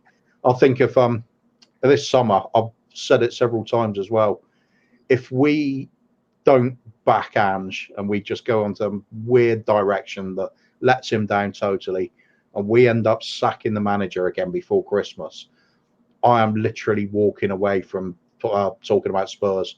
I'm done with talking about Spurs online, full stop. I'll just do the silly streams. That's the only thing I'll be interested in then. I will have totally given up on the club. Silly streams, I think me and Jess are up for that. Oh yeah, do the Saturdays. Come over here for that. And Bobby Kay and I'll do Coover and the Kang. You got to that stage, Cver. Last season you didn't want to talk about Spurs. Well, last season totally broke me because I'm old school. Was when it comes to my views of how Spurs should play. I believe free flowing attacking football at all times, no matter what. It's not good enough for me to just win. You've got to win in style. Otherwise, don't bother me with it. I need to have excitement. I need to have a buzz when I'm watching the game. I don't want to have these grinding games win 1-0, we got a trophy. Oh, great. That's a game I will never watch again. I don't want that. I want glory. I want spectacle. It's a spectator sport. So I'm okay as long as the club is offering me that, showing me something where I can get behind the players, thinking we could nick a cup here, we could go for the league here, and we're playing some good stuff. That's me happy. But as soon as one of those elements is missing, I'm not happy about it. It's easier to take if you're winning things and playing poorly or playing in a boring way, but it's really difficult if you're not winning things at all, and the football's bad. So in the last few years, although they're big name managers and everything, the likes of Jose and Conte, not for me, not kind of managers I want in my football club. So I was bothered about it, and I thought, if we're going to get these managers in, you've got to back them 100%. Otherwise, what's the point? What is the point of getting a ready-made title-winning manager and then give him an absolute dross like we did with Jose? I would have been prepared for it. I would have been prepared to even grind the results out if necessary, if it got us a title, but it didn't. So I think the big thing for me was seeing what was the football was like with Conte after the big promises, and then seeing him with the outburst about how the club's not going to go anywhere. They've got to make their choice of what sort of club they want to be. Finish 7th, 6th, 5th. What is it they want? And him being let down, clearly not going to be back to the way he would need to be to win anything. After seeing that, I'd stopped watching. I said I'd coined the phrase "turn off, you Spurs, toys, toys, toys," because I'd rather go and watch a movie and have a nice bit of food and watch some other team play proper football. So this season it was all about Ange coming in. That's what I'm all about. That exciting kind of play. I mean, I love Bielsa at Leeds. I've already said that on this string. I love that kind of thing. I don't care if people call it gung-ho. That's the way I like football being played. You want to get off your seat. You want to be thrilled. You want to be entertained. Got to win something with it as well. I've seen that in the history of this club. I saw it in the 80s. We had a great side with huge amount of flair and attacking talent, but it also had that grit and determination to get you over the line. We're missing that for ages. I think if we don't look like we're doing anything like that anymore, I've run out of patience a while ago. I don't care about the team like I used to. I don't really love my team anymore. I'm there hoping for what used to be. It's a difficult place to be in. So if I can't carry on that level of hope anymore, it's been taken away from me. I feel like football's gone crap over the last 40 odd years. I think money's ruined the game.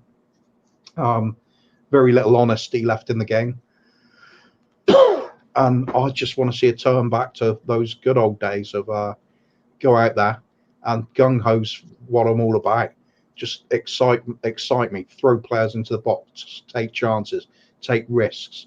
And if you're going to win something, do it by doing it the right way. Get people like praising you forever. We've had League Cup wins in the last 30 years. That one of those games. Wasn't it 2008 your last trophy cover for Tottenham? Yeah, Woodgate getting the header against Chelsea, 2-1 win. That was okay. We were playing, even then we were playing quite a defensive game, but we had to. Chelsea were good. But before that, 1999, playing against Leicester, it was a League Cup final that was atrocious. One of the worst games of football I've ever seen. And yet we get a trophy at the end of it. I don't celebrate that. I find that, it's nice to have a trophy, but I forgot about it by the next day because the game was so poor. There's no lasting memory there for me. All I remember is Alan Nielsen scored the goal, and I can't even remember what the goal looked like. It turned off mentally by that point. I want that for every team, though. Who doesn't want that for their team? Play great football and win something. That's what it should be about. Never take a focus off that. So, me this season, if we're not back in Ange, we go flip-flopping back to one of these pragmatic managers, defensive setup, and yet again we've got a squad that's being built for one style of play that suddenly has to go to another change of direction. I'm done. I just don't want to waste my time anymore. I respect my time more than that. I'll go back to watching movies and having some fun watching other teams, teams that actually mean something. Oh well, that's the way it is. There's a lot of people that are unhappy with their clubs right now, but what can you do? It's that hope thing, isn't it? They always say hope's the one that kills you. I kind of lost that in the last few years, and it's been liberating because I just walk away. If we have a crap result, I'll just turn off, do something else. It doesn't affect me. Before it was the end of the earth, as it should be. But like I said, if you're not getting thrown a bone, why bark for the club? You know, I'll be a good dog with some morsels. Yeah, that's it basically. So that's why I'm quite happy to walk away if it goes all tits up again, because I'm done being patient and I'm done with hope. It's I'll just realise I'll be just pure Levy out, and I'll take an interest again when the owner's gone.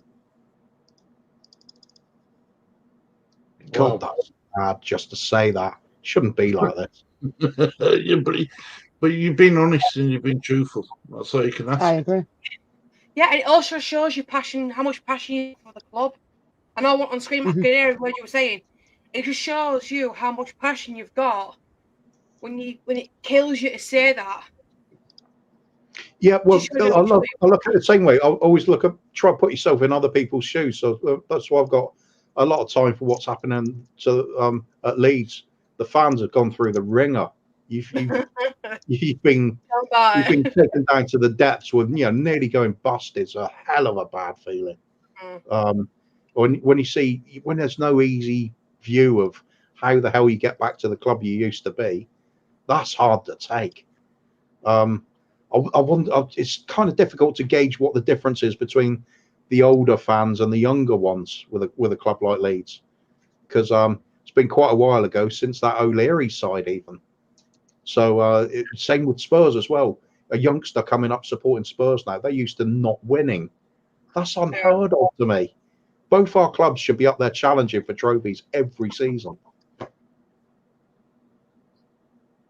I agree. Sad times. Yes. But no saying things are going to get better. It's always hope drives us on, though, isn't it? Yeah. I agree.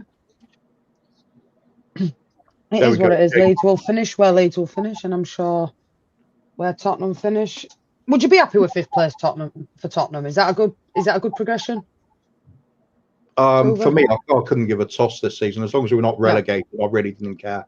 I think 5th would be a great achievement considering the mess we were in at the end of last season, and we've just lost our star player as well. So considering all that, and some of the replacements that come in just aren't up to it. How much did Kim go for? 80 million. Not enough. Not enough. Seriously, you think he should be more? Yeah, quality is Kane. I'll never slag Kane off. Or did he want to go? He wanted to win trophies, didn't he? Yeah. He was loyal. He was loyal with Kane. I will say that. He was loyal. He was loyal. He stayed on at the club so far that it was actually damaging to him. I agree. If I'm honest, he should have gone on before this. Like I said to Chris, I'm not versing the way of Spurs, but wow, I think it was that bad for him. I would have. Had respect. It would have hurt, but if I'd seen him go up to United to solve their problems when they were struggling to score goals. So you're happy he's gone abroad then, rather than to another Premier League team? Yeah, it's hard to watch him play against you. Was that really huge relief then? When they found out about Bayern? That care, mate. Get well soon. Do you want to say that again? Yeah, but he's in hospital with pneumonia, isn't he? Yeah, he is. Cheers, Jammy, by the way. Always got some nice words for me as Jammy. I mean, Jammy likes the chill stream. She's been saying the same thing. We can sit here and just chill and listen to you talk all day, Cver. We can just chill and listen to you talk. I always worry I talk too much. I think I've been gone into all season. No, because it's a good chilled stream because there's no football on. You know what I mean? And it's nice to be able to come and talk about somebody else's club as well for me. Because when going through best 11, Leeds 11, love it. That's because it's memories for me, especially with, obviously I had to go through the legends because I know full well what they mean to the club, but you can't ignore them. And they'll be the same for all of us on the screen at the moment, wouldn't it? But going through the more contemporary ones, that's the ones I really enjoyed because I remember them playing. Love talking about Gary McAllister, Gary Speed, and Gordon Strachan, that midfield quartet that won the championship. What a cracking little side that was. Really was. Memories, isn't it? It's playing good football and winning something. What more can you want? Totally agree. Yeah. And James, the Tottenham fan, saying it as well. He's never seen us win a trophy. Yeah. How sad is that for a club the size of Spurs, or Leeds, or Newcastle, or Villa, or Everton? No fan of these sort of clubs should be saying that. When you get to about the age of 16 to 20, you should have seen something. Yeah. Or at least getting really close to it. People point out Spurs have got this great record and getting into finals and stuff. That doesn't really mean anything if you never win any of them. But there we go. I'm not going to say who it was, but it's an Arsenal fan on a channel what we watch, Cver, right? And he belittles the Carabao Cup and League Cup. He belittles that he don't think they're good enough for his club, and that's an Arsenal fan. Delusional. All right. My opinion is that person's delusional. Surely it's not Jez. No. It's Jez. Jez comes in here on the Tottenham channel. Jez would have an appreciation of a trophy's a trophy. Yeah, definitely, 100%. Jez is the real one. Yeah, Jez is fucking solid. Josh says it as it is. He's a real one. It's Stefan. It's Stefan. He belittles the club. Yeah, I've seen him. It's not somebody I listen to. Well, I said that though, but it's not. No, he belittles that he thinks that Arsenal should be going for Premier Leagues and Champions Leagues. So basically, he's saying it's beneath Arsenal. The cups are beneath Arsenal, yes. It's such an easy counter to that, though, isn't it? Look how many times Manchester City won the League Cup. Pretty sure I saw them celebrating each one of them. Exactly. Any trophy in that cabinet. Sure, Liverpool celebrated the Carabao Cup that they won in January. Sure, we did the watch one for that, Stu, when they celebrated. Yeah, and they celebrated. So. I watched a trophy's a trophy. When all said and done, don't be fussy. This is before I was on the channel. Even I watched that and know full well Liverpool celebrated because I celebrated it. But they celebrate with it Community Shield. What are you giving it nowadays? A trophy's a trophy. Maybe if the FA Cup magic wouldn't have been taken out of it, people would celebrate the FA Cup a little bit more. But because that sparkle's been taken out of it, it is what it is with trophies in general. Do you know what I think the FA Cup's become such a lesser trophy? Sorry, go on. No, I'm saying no offense to that person. They are delusional. No team is beneath a cup game. Mutants. Yeah, I mean, if your club's big enough and you've got a big squad as well, you should be trying to win every single one of those trophies every season. Exactly. So I mean, this is why I always laugh at it when people say, they lose a major semi-final or something, and then they'll use the phrase, "Oh, we've got bigger fish to fry." No, you haven't. This is one of the fish you've been trying to fry. Don't ignore it. Exactly. I agree. But I mean, I looked at West Ham winning the bloody Conference League, and I thought, I would have had some of that. Yeah. A trophy, isn't it? Well done, don't you? Yeah, exactly. Because I'm sure Tottenham had snapped their hand off for that Conference League. And when Jose left us, went straight back to Italy and won the Conference League as well. Was it Conference or Europa? I forgot which. Yeah, Conference League. Yeah, they did win Conference League, Roma. Yeah. And you watch the Roma fans. Oh my God, the crowds, the celebrations. It was amazing. And we have some fans go, "Oh, it's only the Conference League, Mickey Mouse." Did that look Mickey Mouse to you? Didn't to me. Nice. But guaranteed though, them same people that are saying that will lose their mind if you want it. Of course, yeah. Yeah, 100%. Double standard. It's double standard. It really freaking is. But that's Bobby in football. You find that.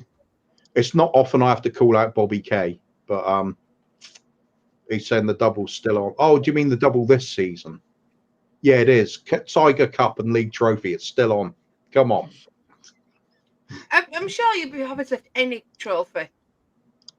Yeah, be it a little trophy or big trophy. Big, you know, like just it's club legend Steve Perryman on his podcast. When he was talking about what it takes to win trophies, and he said the hardest thing in football when it comes to being successful is to win that first trophy, because that's the one that gives you belief to go on and win others. Don't win the rest, yeah. So I will take a Conference Cup. I will take a Carabao Cup at this point, but I won't take those and then just take the foot off the accelerator, like, job done. It's what Big Ange said that I totally agree with. He's not looking to win a trophy. He's looking to build a legacy. He wants to be here and win lots of trophies. That's what you want. Every club in the country should have that as an objective. Yeah. Obviously, you've got to then be realistic about what your stature is. I mean, Darlington aren't going to suddenly be winning the Premiership in 8 years. Doesn't matter how ambitious they are.